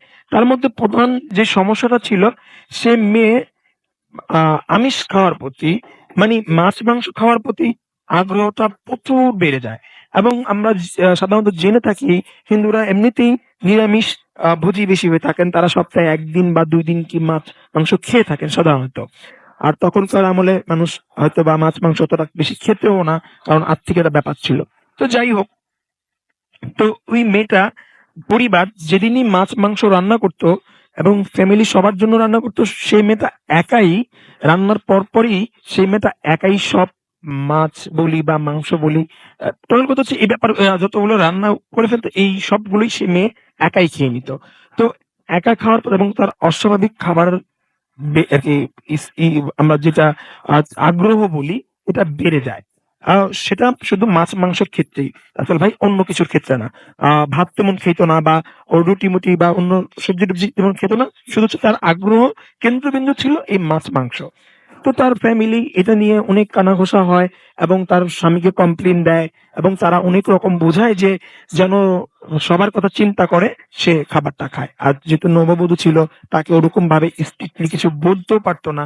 তো যাই হোক, তো তারপরও যখন দেখলো যে না, মেয়েটির তার খাওয়ার আগ্রহতা বা প্রবণতা কমাচ্ছে না, যে সে এরকম কারোর কথা চিন্তা করছে না, সে একাই সব খেয়ে নিচ্ছে, তখন তারা চিন্তা করলো কি, যে ঠিক আছে, মাছ মাংস রান্নাই বন্ধ করে দাও। তখন তারা ফ্যামিলিতে মাছ মাংস রান্না বন্ধ করে দিছে এবং তারা নিরামিষ খাওয়া ধরলো। কিন্তু এই নিরামিষ রান্নার পর থেকে মেয়ে কিন্তু টোটালি খাবার অফ করে দিছে। সে ভাতও খায় না, আর কিছুই খায় না। টোটাল কথা হচ্ছে সে একদম না খেয়ে আছে। তো রাসেল ভাই, এখানে একটু বলে রাখি, সেটা হচ্ছে যে এই মেয়ের মধ্যে যতগুলো সিমটম বা যতগুলো লক্ষণ দেখা যেত, সবগুলোই কিন্তু দেখা মিলতো হচ্ছে মাগরিবের নামাজের পর। মাগরিবের নামাজের পর থেকে ধরে সে রাত ৩টা কি ৪টা পর্যন্ত এই যে পিরিয়ডটা বা এই সময়টার মধ্যেই মেয়েটার লক্ষণগুলো আর কি দেখা যেত। তো যাই হোক, তো এর মধ্যে যেহেতু ফ্যামিলিতে কেউ বাসার মধ্যে মাছ মাংস রান্না হচ্ছে না, মেয়েও না খেয়ে আছে, তো দুদিন পরে অন্য একটা সমস্যা দেখা দেয়। সেটা হচ্ছে কি, তাদের যে পালিত হাঁস মুরগি, তারা যে হাঁস মুরগি পালতো, তো তাদের যে খোয়ারে হাঁস মুরগি রাখা হতো, তো প্রত্যেকদিন রাতে একটা করে হাঁস বা মুরগি মিসিং হতো আর কি। প্রতিদিন আর কি গনে গনে যদি খোয়ারের মধ্যে রেখে যেত, বা বাড়ির যারা গৃহিণী বা কর্তা ছিল তারা রাখতো, পরের দিন সকালবেলা যখন তারা খোয়ারটা খুলতো, তো একটা শর্ট ছিল, মানে একটা কম ছিল, একটা পাওয়া যেত না। তো এই সমস্যাগুলো যখন দেখা দেয়, তখন তারা হয়তো ভাবছে বা কোনো শিয়াল বা বন বিড়াল বা বাগদাস টাইপের কিছু আছে, এগুলো হয়তো বা সেগুলোকে নিয়ে যাচ্ছে। কিন্তু রাসেল ভাই, সেগুলো নিয়ে যাওয়ারও কিন্তু ওইটা তো নিয়ে যাওয়ার কোনো রকমই সম্ভব ছিল না। কারণ কি, সেটা ছিটকারি সিস্টেম ছিল, সেটা হাত দিয়ে খুলতে হতো। একটা মানুষই সেটা খুলতে পারতো, কিন্তু একটা পশু পক্ষে সেটা বা একটা জীবজন্তুর পক্ষে সেটা খোলা কোনো রকমই সম্ভব ছিল না। তো যদিও এই ব্যাপারটা তাদের মাথায় তখন কোনো কাজ করেনি, তারা ভাবতো হয়তো শিয়াল বা বাগদাস বা এরকম কিছু জন্তু জানোয়ার সেগুলো নিয়ে যায়। তো এরকম করতে করতে রাসেল ভাই, একটা পর্যায়ে পুরো খোয়ারটা খালি হয়ে যায়। তাদের একটা হাঁস মুরগি, ইভেন যে তাদের চালাতে কবুতর ছিল, কবুতর গুলো পর্যন্ত ভ্যানিশ হয়ে যায়। কিন্তু কে নিচ্ছে কি নিচ্ছে এগুলা তারা কোনো রকম খুঁজে পায় না। তো তাদের ওই বাড়িতে আরো ৩টা পরিবার ছিল। তো যখন তাদের সব শেষ হয়ে যায়, মানে এই হাঁস মুরগি কবুতর গুলো শেষ হয়ে যায়, তখন তাদের প্রতিবেশীদের এগুলো আস্তে আস্তে একটা করে কমতে থাকে রাসেল ভাই। তো এর মধ্যে তারা সবাই মিলে, বাড়ির যারা কর্তা বা পুরুষ মানুষ আছে, তারা মিলে একটা ডিসিশন নিল যে আমরা পাহারা দেব। যে নিচ্ছে তো কে নিচ্ছে, এগুলো কোথায় নিচ্ছে, বা কেউ কি চোরে নিয়ে যাচ্ছে কি, তখন যে তারা পাহারা বসালো। কিন্তু রাসেল ভাই, অদ্ভুত ব্যাপার, এই পাহারার মধ্যে তারা এমন কোনো পশু বা জীবজন্তু দেখেনি, বা এরকম কোনো চোরও দেখেনি যে এইটা নিয়ে যেতে পারে। তো যাই হোক, তারা এর কোনো হদিস খুঁজে পায় না, যে তারা সবাই এটাকে একটা দুর্ঘটনা ভেবে, এটাকে আর কি নিয়তি ভেবে, এটা তারা এই জিনিসটাকে আর পাহারা দেয় না। তো রাসেল ভাই, এর মধ্যে তাদের বাড়িতে একটা মেয়ের একটা আর কি পাশের বাসার একটা মেয়ে, তাদের বাড়িতে যে ২-৩টা পরিবার আছে, এক পরিবারের একটা মেয়ের একটা নব শিশু জন্ম হয়। একদম একটা ছেলে শিশু জন্ম হয়। তো ছেলে শিশুটি জন্ম হওয়ার ৩ দিন পর, তো আমরা জানি যে ছেলের বাচ্চারা যখন হয়, তখন বাচ্চারা আতুল ঘরে থাকে। তো ওই আতুল ঘরে রাখা অবস্থায় তার মা গরম পানি বা যেকোনো একটা জিনিস আনার জন্য সে পাক ঘরে যায়, বাচ্চাটাকে একা রেখে। বাচ্চাটা আতুল ঘরে যখন রেখে সে পাশের ঘরে যায়। কিন্তু রাসেল ভাই, মিনিট ২-৩ এর মধ্যে সে যখন আবার ফিরে আসে, তখন কিন্তু তার সেই বাচ্চাটাকে আর সেখানে খুঁজে পাওয়া যায় না। তখন ওই মহিলা চেঁচামেচি করতে থাকে এবং কান্নাকাটি করতে থাকে, এবং পুরো বাড়ির মানুষ এক হয়ে যায়, কিন্তু তার বাচ্চাকে আর খুঁজে পায় না। তখন সবাই মিলে লাঠি সোঁটা দা কুড়াল সব নিয়ে এই মোচড় শুরু করে দেয়, যে তারা তখন ভেবে নেয় যে কোনো হিংস্র জন্তু সে বাচ্চাটাকে তুলে নিয়ে গেছে।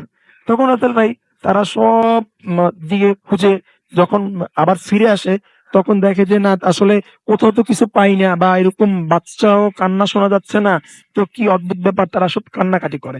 তখন তাদের মাথায় হঠাৎ একটা ইয়ে আসে যে আমাদের বাড়ির পিছনে যে একটা বাঁশঝাড়ের পাশে একটা পরিত্যক্ত গোয়াল ঘর আছে, একটু ওদিকটা তো যাওয়া যাওয়া আর কি দেখা হয়নি আসলে, ওদিকটা তো একটু খুঁজে দেখা দরকার।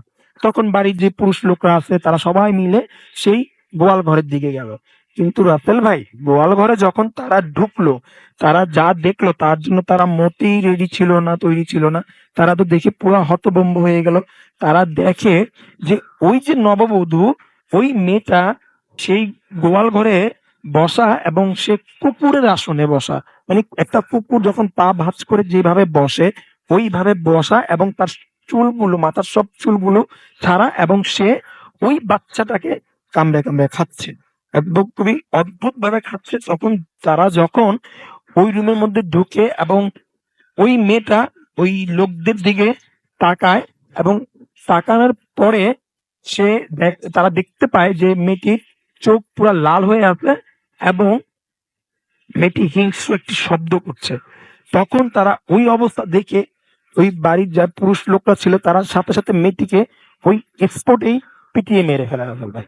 তো যখন মেয়েটিকে পুরো মেরে ফেলে, আর কি পিটিয়ে যখন মেরে ফেলে, তখন ওই এলাকার মানুষজন সব এক হয়ে যায়, এবং ওই গ্রামের যারা গণ্যমান্য ছিল বা যারা গ্রাম প্রধান ছিল বা সমাজ প্রধান ছিল, তারা একটা ডিসিশন নেয় যে এই মেয়েকে কোনো রকমই এই গ্রামে দাহ করা যাবে না। মানে একে কোন রকম সৎকার করা যাবে না। যদি সৎকার করতে হয় তাহলে এই গ্রাম থেকে অন্য কোথাও নিয়ে যে সৎকার করতে হবে, যেহেতু এর সাথে অশরীরী আত্মা ছিল। তো ওই মেয়েটি কে যেহেতু মেরে ফেলা হয়, মেরে ফেলার পরে এখন তো এটিকে আপনার সৎকার করা লাগবেই। তো এই জন্য তারা করলো কি, একটু ওই যে 3টা গ্রাম পরে জানতে পারে যে একটা পুরান শ্মশান আছে, এবং ওইখানে যে পাশে যে কালী মন্দির আছে, ওই কালী মন্দিরের যে প্রধান পুরোহিত, উনি খুবই আধ্যাত্মিক একজন পুরোহিত, এবং উনি পারবেন এই মেয়েটাকে দাহ করতে, এবং যত রকম ফর্মালিটিস আছে সব উনি পূরণ করতে পারবেন। তখন যে তার কাছে যাওয়া হয়, এবং যাওয়ার পরে তাকে কি ওই ডেড বডিটা, ওই লাশটাকে নিয়ে যাওয়া হয়, লাশটাকে নিয়ে যাওয়া হয়, এবং তার কাছে সব ঘটনাটি খুলে বলে রাসেল ভাই। তো খুলে বলার পরে সে ওই মেয়েটির যে হাজবেন্ড, স্বামী, সবকিছু ব্যবস্থা করে দিয়ে তারা ওই ডেড বডিটাকে বা ওই মেয়ের লাশটাকে দিয়ে তারা চলে আসে। তারা আর ওইখানে মোটেও থাকতে চায় না, এবং কেউই থাকতে চায় না। তখন ওই যে পুরোহিত আছেন, ওই শ্মশানের যে পুরোহিত, প্রধান পুরোহিত, ওই পুরোহিত বলে যে ঠিক আছে, আপনারা চলে যান, আমরা একে অন্তিম ক্রিয়া করে দেব, বা এই যা যা দরকার সব আমরা করে দেব। তখন যে তারা চলে আসে, তো ওই আহ, শ্মশানের যে প্রধান পুরোহিত এবং ওনার যে সহকারী পুরোহিত ছিল, ওই সহকারী পুরোহিত মিলে যত রকম ক্রিয়াকলাপ আছে বা যত ধরনের ফর্মালিটিস করা দরকার একটা মানুষকে পড়ার জন্য, তো সেজন্য তাড়াতাড়ি ওরা সে ব্যবস্থা করে।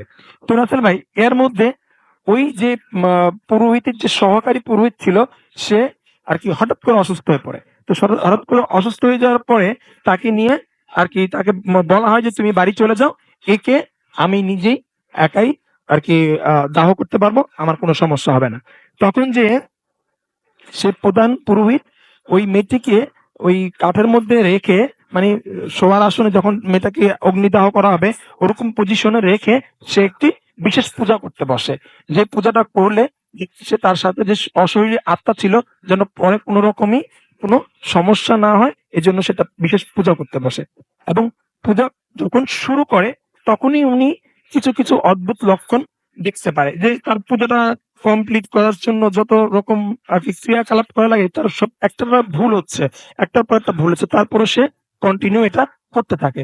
তো যখন তার পূজাটা অর্ধেক প্রায় শেষ, তখন ওই শ্মশানের পাশেই একটা বড় বট গাছ ছিল, এবং ওই বট গাছের নিচে বসে একটা বিকট কান্নার শব্দ পাওয়া যায়, যে অনেক জোরে জোরে একজন লোক কান্না করতেছে।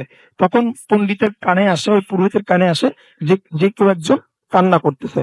তখন যে উনি জোরে জোরে বলে ওইখানে কে, কোনো শব্দ হয় না। দ্বিতীয়বার বলে ওইখানে কে, কোনো শব্দ হয় না। তৃতীয়বার জোরে বলে ওইখানে কে কান্না করে। তখন যে ওই লোকটা মানে ওই অশরীরী আত্মা বলি বা যাই বলি, ওইটা আর কি বলছে যে আমি আর ওই মেয়েটা আর কি ওই লাশটা হচ্ছে আমার মেয়ে। তো আপনি আমার ওই লাশটাকে, আমার মেয়েটাকে আমার কাছে বুঝিয়ে দিয়ে দেন, আমি লাশটাকে নিয়ে যাই। ওর মা লাশটাকে দেখার জন্য কান্নাকাটি করছে। তখন সেই পণ্ডিত বলে যে আপনাকে দিয়ে দেব, তো আপনি আসেন, আর এত রাতে আপনাকে লাশ দিব, আপনি নিবেন কিভাবে? রাস্তায় কত রকম জীবজন্তু, কত রকম বিপদ আপদ আছে, আপনি এখন নিতে পারবেন না। আপনি সকালবেলা পর্যন্ত অপেক্ষা করেন, যদি নিতেই হয় সকালবেলায় নিয়ে যান, আর না হলে এখানেই আপনি যেহেতু আসছেন আপনার বাবা, মুখে আগুন দিয়ে আপনি লাশটাকে পুড়িয়ে দেন।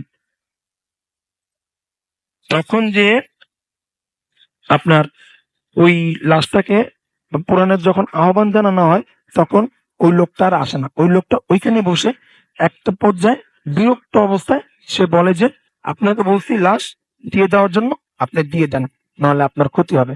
তখন উনি একটু অচম্বিত হয়ে যায়, কি ব্যাপার, উনি এইভাবে কথা বলছে কেন। তারপর উনি ওনার পূজার আসন থেকে উঠে তো সামনে আগায়। সামনে আগায়ে উনি যখন সামনে আসে, তখন তার হাতে একটি ওটা লটি ছিল, লটির মধ্যে গঙ্গা জল ছিল, এবং তার হাতে একটি শিবের ত্রিশূল ছিল। এটি নিয়ে সে সামনে আসে। যখন সামনে আগায়, তিনি নাকের মধ্যে হঠাৎ বাজে তীব্র একটি গন্ধ অনুভব করেন, এবং উনি এমন একটা গন্ধ অনুভব করে যে কিছু একটা পচে, অনেক ভয়ানক যেটা গন্ধ হয়, এরকম গন্ধ অনুভব করে। যতই উনি ওই লোকটার সামনে যান, ততই উনি এই গন্ধটা অনুভব করেন। তারপর উনি আর সামনে আগান না, উনি এক পা দুই পা করে আবার পিছে চলে আসেন। এবং তখন উনি একটা জিনিস লক্ষ্য করেন যে এত গরমের মধ্যে আমরা সবাই আর কি আমি উদাম হয়ে আছি, কিন্তু এই লোকটা চাদর গায়ে দিয়ে আছে কেন? তখন তাকে জিজ্ঞেস করে আপনি চাদর গায়ে দিয়ে আছেন কেন? তখন উনি বলতেছে যে আমার প্রচুর জ্বর। তখন উনি বলতেছে আপনি এই জ্বরের মধ্যে আপনি নিবেন কিভাবে এই লাশটা, আপনি নিতে চাচ্ছেন? তখন উনি বিরক্ত হয়ে বলতেছে যে তোকে বলছি লাশ দেওয়ার জন্য, তুই লাশ দিয়ে দে, নাহলে তোর ক্ষতি হবে। তখন ওই পণ্ডিত যা বুঝার বুঝে গেছে। তখন যে উনি করলো কি, সেই চারপাশে একটা গোল সার্কেল দিয়ে তার মধ্যে গঙ্গা জল ঢেলে দিয়ে সে গায়ত্রী মন্ত্র পাঠ করা শুরু করলো, এবং সেই মেয়েটার মধ্যে আর কি আগুন ধরিয়ে দিলেন, মুখের মধ্যে আগুন ধরিয়ে দিলেন, এবং সেই আত্মাটা যা আর কি সেই লাশটাকে নিতে পারলো না, এবং যাওয়ার সময় তাকে অভিশাপ দিয়ে গেল যে তোকে আমি দেখে নেব, এবং তুই যেহেতু আমাকে এই লাশটা দিলি না, তোর লাশ আমি তোর লাশই নিয়ে যাব। তখন রাসেল ভাই ওই মেয়েটিকে পোড়াই দিল। পোড়াই দেওয়ার পরে যখন মেয়েটির অন্তিম ক্রিয়া সব কমপ্লিট করলো, কিন্তু কিছুদিন পর ওই পুরোহিত আস্তে আস্তে করে অসুস্থ হয়ে গেল, এবং অস্বাভাবিক ভাবে তার শরীরের পশমগুলো বড় হতে লাগলো। যে মানুষের সাধারণত পশম এত বড় হয় না, আর কি জীবজন্তুর পশমের মতো বড় বড় পশম হতে থাকে, এবং হাতের নখগুলো বড় বড় হয়ে যায়, এবং কাটার পরেও সেই নখগুলো আবার সেই আগের মতন জীবজন্তুর মতন অনেক বড় বড় নখগুলো হয়ে যায়, এবং পশমগুলা অনেক বড় হয়ে যায়। তো এরকম করতে করতে আস্তে আস্তে সেই পণ্ডিতটা মারা যায়। তো মারা যাওয়ার পরে ওই পণ্ডিতটাকে যেদিনকে আপনার ওই শ্মশানে পোড়ানোর জন্য নিয়ে আসে, এর মধ্যে হঠাৎ প্রচুর ধুলাবালি ঝড় শুরু হয়। ঝড় শুরু হয়, কিন্তু ওই লাশটাকে রেখে সবাই যখন চোখ মুখ আর কি মুখের মধ্যে যখন প্রচুর পরিমাণে বালু আসে, যখন তারা মুখ চোখ পুষতে থাকে, এর মধ্যে সেই লাশটাকে হঠাৎ করে ভ্যানিশ হয়ে যায়, সেই লাশটাকে আর পাওয়া যায় না।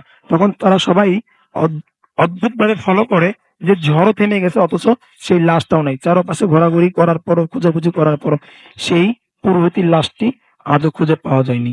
এই ছিল হচ্ছে আমার ঘটনা, রাসেল ভাই। থ্যাংক ইউ সো মাচ আপনার ঘটনার জন্য। আপনাকে অনেক ধন্যবাদ। আপনি কতগুলো জিনিস একটু মিস করে গেছেন, যেটা আমাদের অফ এয়ারে বলেছিলেন। সেটা হচ্ছে যে যে লোকটি লাশটা নিতে এসেছিল তার গায়ে বড় বড় পশম ছিল। হ্যাঁ, সেটা আপনি বলতে ভুলে গেছেন। আপনি আরো একটা জিনিস, আরো কিছু জিনিস এখানে মিস হয়ে গেছে। তারপরেও আপনার ঘটনার জন্য আপনাকে অনেক ধন্যবাদ। আমরা চলে যাব আমাদের পরবর্তী অতিথির কাছে, এবং তার কাছ থেকে আমরা ঘটনা শুনবো। আর নামটা প্লিজ একটু বলবেন, তারপর আপনার ঘটনায় যাবো আমরা। কোথা থেকে এসেছেন সেটাও বলবেন, তারপর আপনার ঘটনায় যাবো। অবশ্যই। আসসালামু আলাইকুম রাসেল ভাই। আমি আসছি উত্তরা থেকে। আমি সৈয়দ মাহবুব আলম। তিতুমির কলেজে আমি দ্বিতীয় বর্ষে সমাজকর্ম নিয়ে পড়াশোনা করছি। তো আমার যে ঘটনাটা, এটা হচ্ছে আমার গ্রামের বাড়ির ঘটনা। 2015 সালের মেবি এটি ঘটনা। এটি আমারই দেখা, এখনো কন্টিনিউয়াস চলছে, বাট এর কোনো সলিউশন হচ্ছে না। তো ফার্স্টলি আমি যে কথাটা বলতে চাইবো, আমার বাড়ির যে আহ, ঘটন সেটা আমি বলবো। অর্থাৎ প্রথম হচ্ছে আমাদের যে মেইন রাস্তা, তারপর হচ্ছে একটা জঙ্গল, তারপর হচ্ছে আমাদের বাড়ির যে বাসস্থান অর্থাৎ ঘর। সো আমাদের অল টাইম যাতায়াত করার জন্য ওই জঙ্গলের মধ্য দিয়ে একটা রাস্তা আছে, সেই রাস্তা দিয়ে আমাদের ওভারকাম করতে হয় বাড়িতে প্রবেশ করার জন্য। সো আমরা অল টাইম এখান দিয়ে প্রবেশ করি। সো যে ঘটনাটা ঘটেছিল আমার চাচার সাথে, ওনার নাম হচ্ছে মোহাম্মদ হেলাল মিয়া। তো এই ঘটনাটা হচ্ছে মূলত ওনার একটি নেশাকে কেন্দ্র করে। অর্থাৎ উনি মাছ ধরতে একটু বেশি পছন্দ করতেন। মাছ ধরাটা ওনার একটা নেশা বলা যায়। প্রচন্ড ভালোবাসেন মাছ ধরাটা। তো আমাদের গ্রামে যেহেতু এই বিষয়টা অনেক ইজি, অর্থাৎ মাছ ধরার যে বিষয়টা অনেক ইজি, বাড়ির পাশে গেলে পাওয়া যায়। স্পেশালি এটা বর্ষাকালে, বর্ষাকালে বাড়ির পাশে গেলে মাছ পাওয়া যায়। তো কিন্তু সেটা রাতের বেলা, রাতের বেলাতে যখন সবকিছু নিস্তব্ধ থাকে, তখন রাতের বেলাতে মাছ ধরার জন্য একটি পারফেক্ট টাইম। বাট এই পারফেক্ট টাইম এর মধ্যে মাছ ধরার জন্য অবশ্যই দুজন অথবা তিনজন, অর্থাৎ কাউকে সাথে নিয়ে যেতে হয় মাছ ধরার জন্য। বাট যেদিন ঘটনাটা ঘটেছিল, আমার যিনি চাচা, কাউকে না পাওয়ার কারণে ওনার প্রচন্ড ইচ্ছা, উনি আজ মাছ ধরবেনই। ওয়েদারটা ছিল একটু অবশ্যই পারফেক্ট ওয়েদার, যার জন্য উনি কাউকে সাথে না নিয়ে চলে গেলেন মাছ ধরার জন্য। তো উনি আহ, সবার থেকে মাছ একটু ভালো ধরতে পারেন, যার জন্য একা চলে যাওয়ার পর, ঘটনাটা কি ঘটেছিল আমরা একটু শুনি প্লিজ। জি অবশ্যই। তো মাছ ধরে যখন উনি ফিরছিলেন রাত্র, তখন মেবি 2টা+ বাজে। তখন যিনি আমাদের যে জঙ্গলটা, যখন উনি ওভারকাম করছিলেন বাড়িতে প্রবেশ করার জন্য, তখন ওনার গায়ে একটু হালকা গরম বাতাস উনি অনুভব করতে পারেন। যখন তিনি এমনকি অনুভব করেন, উনি বুঝতে পেরেছিলেন, বাট কারোর সাথে সেটি শেয়ার করেননি। শেয়ার না করার পর পরদিন মেবি হঠাৎ করে উনি মাটিতে পড়ে গড়াগড়ি খেতে লাগলেন। সো এই বিষয়টা অবশ্যই একটু অড টাইপের। কেউ বুঝতে পারে না হঠাৎ করে কি এমনটি হলো। উনি কোনো শারীরিকভাবে অসুস্থ ছিলেন না, কোনো ডিপ্রেশনে ছিলেন না। সো সবাই একটু ভিড় করছিলেন, বাড়িতে যারা ছিলেন সবাই ভিড় করছিলেন, আমিও ছিলাম তখন। তো দেখতে লাগলাম ওনার যে বডি ল্যাঙ্গুয়েজ, অর্থাৎ হাত পা অস্বাভাবিক ছোড়াছুটি করছে, কিছু কথা বলছে না, কেউ কাছে যেতে পারছি না, হাত পা যেখানে ইচ্ছে সেখানে ছড়াছড়ি করছে। জি, তারপরে কি? জি। তারপর হচ্ছে লাস্ট মেবি 30 মিনিট হবে, 20 or 30 মিনিট এমন সময় ধরে এটি চলতে লাগলো, কেউ পাশে যেতে পারলো না। জি। তো তারপর হঠাৎ করে উনি স্বাভাবিক হলো। আর স্বাভাবিক হওয়ার পর ওনাকে অনেক কোশ্চেন করা হলো, বাট উনি কিছু বলতে পারলো না। এভাবে রাসেল ভাই কিছুদিন পরপরই চলতে লাগলো, মেবি সপ্তাহে 2 দিন 3 দিন এমনটি হতে লাগলো। এটা কন্টিনিউয়াসলি চলার পর আমরা সবাই আহ, অনেক হুজুর, তারপর হচ্ছে জারফুক যেটাকে বলে, এটা করানো হলো, বাট কোনো কিছু এর মাধ্যমে হলো না। তারপর ওনাকে যেমন কন্টিনিউয়াসলি চলতে লাগলো, তখন ওনাকে জিজ্ঞাসা করা হলো যে আসলে তোমার কেমন ফিলটা হয়, তুমি কোনো কিছু কি মনে করতে পারছো না? তখন উনি আমাদের সাথে একটুটুকু শেয়ার করতে পারেন যে আমি দেখতে পাই যখন এই প্রবলেমটা হয় আমার, আমার সামনে একটা অনেক সুন্দর ফর্সা মহিলা লাল শাড়ি পরা থাকে। তো ওনাকে দেখার পর আমি আর কিছু বলতে পারি না। বাট এটা যখন হওয়ার পর ওনার শরীরে প্রচন্ড ব্যথা থাকে, এটা কয়েকদিন পর্যন্তই থাকে ব্যথাটা, বাট কোনো সলিউশন হয় না। এমনটি হওয়ার পর আমরা যখন এই প্রবলেমটা হয়, তখন অনেকে অনেক কোয়েশ্চেন করে, তখন একটু একটু অ্যান্সার করে, একটু রেসপন্স আমাদের কথার মধ্যে করে। তো প্রথমে জিজ্ঞাসা করলো, আচ্ছা আসলে কেন এই প্রবলেমটা হচ্ছে, কেন তুমি ওনাকে কষ্ট দিচ্ছ, কি প্রবলেম, যদি আমাদের সাথে শেয়ার করতে হয়তো বা আমরা তোমাদের সেই প্রবলেমটা ফুলফিল করার চেষ্টা করতাম। এর ফলে তো আমাদের সবারই কষ্ট হচ্ছে, ওনারও কষ্ট হচ্ছে, বাট কোনো সলিউশন আসছে না। তখন উনি ওনার নামটা বলে বলে ওনার নাম হচ্ছে জিগরুনি, ওনার ধর্ম হচ্ছে আহ মুচি যেটাকে বলে। সো ওনারা বলে আমরা হচ্ছে 7 বোন, আমাদের বাসস্থান ছিল তোদের যে বাড়ির পাশে একটা বটগাছ ছিল বড়, আমরা সেখানেই থাকতাম। বাট এই বটগাছটা হঠাৎ কাটার ফলে আমাদের যে বাসস্থান ছিল, সে বাসস্থানটা আমরা হারিয়েছি। যার ফলে তোদের যে জঙ্গলের মধ্যে শেয়ারা গাছটা ছিল, সেখানে আমরা আসার পর ওকে দেখে অনেক ভালো লাগছে, ওকে দেখে অনেক ভালো লাগার জন্য আমরা ওর কাছে আসছি। তো তোরা আমাকে ডিস্টার্ব করিস না, আমার যখন ইচ্ছে হবে, আমাদের যখন ইচ্ছে হবে আসবো, তোরা আমাদের এখান থেকে তাড়াতে পারবি না। তো শুধু শুধু তোরা তোদের টাইম ওয়েস্ট করবি, তোদের কোনো তারপরে ফল কি হবে হলো না। ভাইয়া? জি। এরপর হচ্ছে আমরা এভাবেই চলতে লাগলাম, বাট কোনো প্রতিকার হচ্ছে না। জি। একদিনকার ঘটনা, উনি ওনার এক আত্মীয়ের বাড়িতে গেলেন, একা গেলেন বেড়ানোর জন্য। সো যেহেতু কেউ সাথে যাননি, জি। হঠাৎ রাতের বেলা ওনারা আমাদের কল করলেন। রাত তখন 10টা প্লাস। তখন বাড়িতে কল করার পর বললো যে ওনার তো এমন কোনো প্রবলেম আমরা জানি না, বাট এখন তো উনি দেখছি হাত পা ছোড়াছড়ি করছে, কেউ পাশে যেতে পারছে না, একটা অস্বাভাবিক পরিস্থিতি। তো তখন আমার এক ভাই ছিল, জি। চাচাতো ভাই মাসুম, আরেকটা ছিল শফিক, এবং আমি। স্পেশালি আরেকটা রাসেল ভাই, আমি কথাটা বলতে ভুলে গেছি যে যখন এই প্রবলেমটা ওনার হয়, তখন শুধুমাত্র ওনার যে স্ত্রী অর্থাৎ আমার চাচি, উনি একটু পাশে গিয়ে কথা বলতে পারেন। যে প্রবলেমগুলো যেগুলো উনি বলেন, এগুলো উনি ওনার হাতে দিতে পারেন, বাট ওনার পাশে আর কেউ যেতে পারেন না। সো ওনার যখন এই প্রবলেমটা হয়, তখন স্পেশালি পান খাওয়াটা অনেক বেড়ে যায়। অদ্ভুত টাইপের পান খাওয়া, অদ্ভুত টাইপের সিগারেট খাওয়া, অনেক টাইপ। এমনকি যে পান খাওয়াটা স্বাভাবিক মানুষের পক্ষে কখনোই সম্ভব বুঝতে না। পেরেছি। মানে কিভাবে সলিউশন হলো বা কি মানে ঘটনাটা আমাদেরকে একটু জি, বলেন জি। please। আর তারপর আমরা রাত 10টা বাজে, তো কল করার পর আমরা তখনই গেলাম। গ্রামের রাস্তা অবশ্যই আপনার জানা থাকবে, খুবই বাজে পরিস্থিতি, বাট তারপর আমাদের যেতে হলো। যাওয়ার পর সেখানে আমরা যে চাচিকে নিয়ে গিয়ে আমাদের সাথে ছিল, উনি একটু পাশে গেলেন, পাশে গিয়ে কথা বললেন। তখন যে উনি পান চাচ্ছিল, সিগারেট চাচ্ছিল, এগুলো উনি দিলেন। দেওয়ার পর 20 or 25 মিনিট পর উনি আহ, মোটামুটি যে স্বাভাবিক অবস্থা সেটা ফিরে আসলো। ফিরে আসার পর এর কিছুদিন পর ওনার চোখে প্রবলেম হতে লাগলো, মাথা ব্যথা হতে লাগলো। মাথা ব্যথাটা অস্বাভাবিক পরিস্থিতি। তারপর আমাদের ময়মনসিংহ যে মেডিকেল আছে, সেখানে আমরা ওনাকে নিয়ে আসার পর ট্রিটমেন্ট করানোর পর, বাট হঠাৎ এটি ইনক্রিজ না হওয়ার পর এটা আরো খারাপের দিকে যাচ্ছে, অর্থাৎ চোখের নিচের দিকে পুরা হয়ে যাচ্ছে। এভাবে চোখগুলো ফুলে যেতে লাগলো। বাট অনেকদিন ট্রিটমেন্ট করার পর ওনার চোখগুলো একটু দিয়ে এখন ভালো আছে, বাট ওনার চশমা ব্যবহার করতে হয় এখন। এভাবে কন্টিনিউয়াসলি অনেক প্রায় 1 বছর চলতে লাগলো, তারপর কোনো সলিউশন হয়নি। সলিউশন না হওয়ার পর এভাবে যখন চলতে লাগলো, আমরা মোটামুটি এখন ইজিলি আমরা মানিয়ে নিচ্ছি এর সাথে। থ্যাংক ইউ, ধন্যবাদ ধন্যবাদ আপনাকে। আমরা একটা ছোট্ট বিরতি যাব, বিরতির পরে আবারও ফিরে আসব এবং সেই পর্যন্ত আমাদের সঙ্গে থাকুন। Stay tune two radio food FM.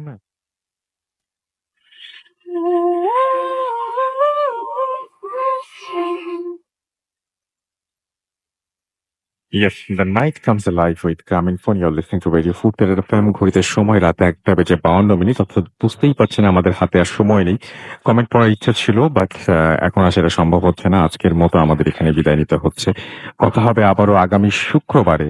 সেই পর্যন্ত আপনাদের ইমেইলের অপেক্ষায় থাকবো। আপনাদের ইমেল অ্যাড্রেস তো জানিয়েই দিয়েছি, তারপরেও আরো একবার জানিয়ে দিই। আমাদের ইমেল অ্যাড্রেস হচ্ছে foodfm@radiofurti.fm, which is BHWTFM@radioforti.fm। আপনার নাম, ঠিকানা এবং ফোন নাম্বার সহ আপনার জীবনে ঘটে যাওয়া বা আপনার জানা সেরা ঘটনা লিখে পাঠিয়ে দিন আমাদের কাছে। ঘটনার শুরুতে অবশ্যই উল্লেখ করুন যে ঘটনাটি আপনি স্টুডিওতে এসে শেয়ার করতে চান, নাকি আপনি চান আপনার ঘটনা আমরা পড়ে শোনাই। যারা দেশের বাইরে রয়েছেন তারা সরাসরি অডিও ক্লিপ পাঠাতে পারেন বা লিখেও পাঠাতে পারেন ঘটনাটি।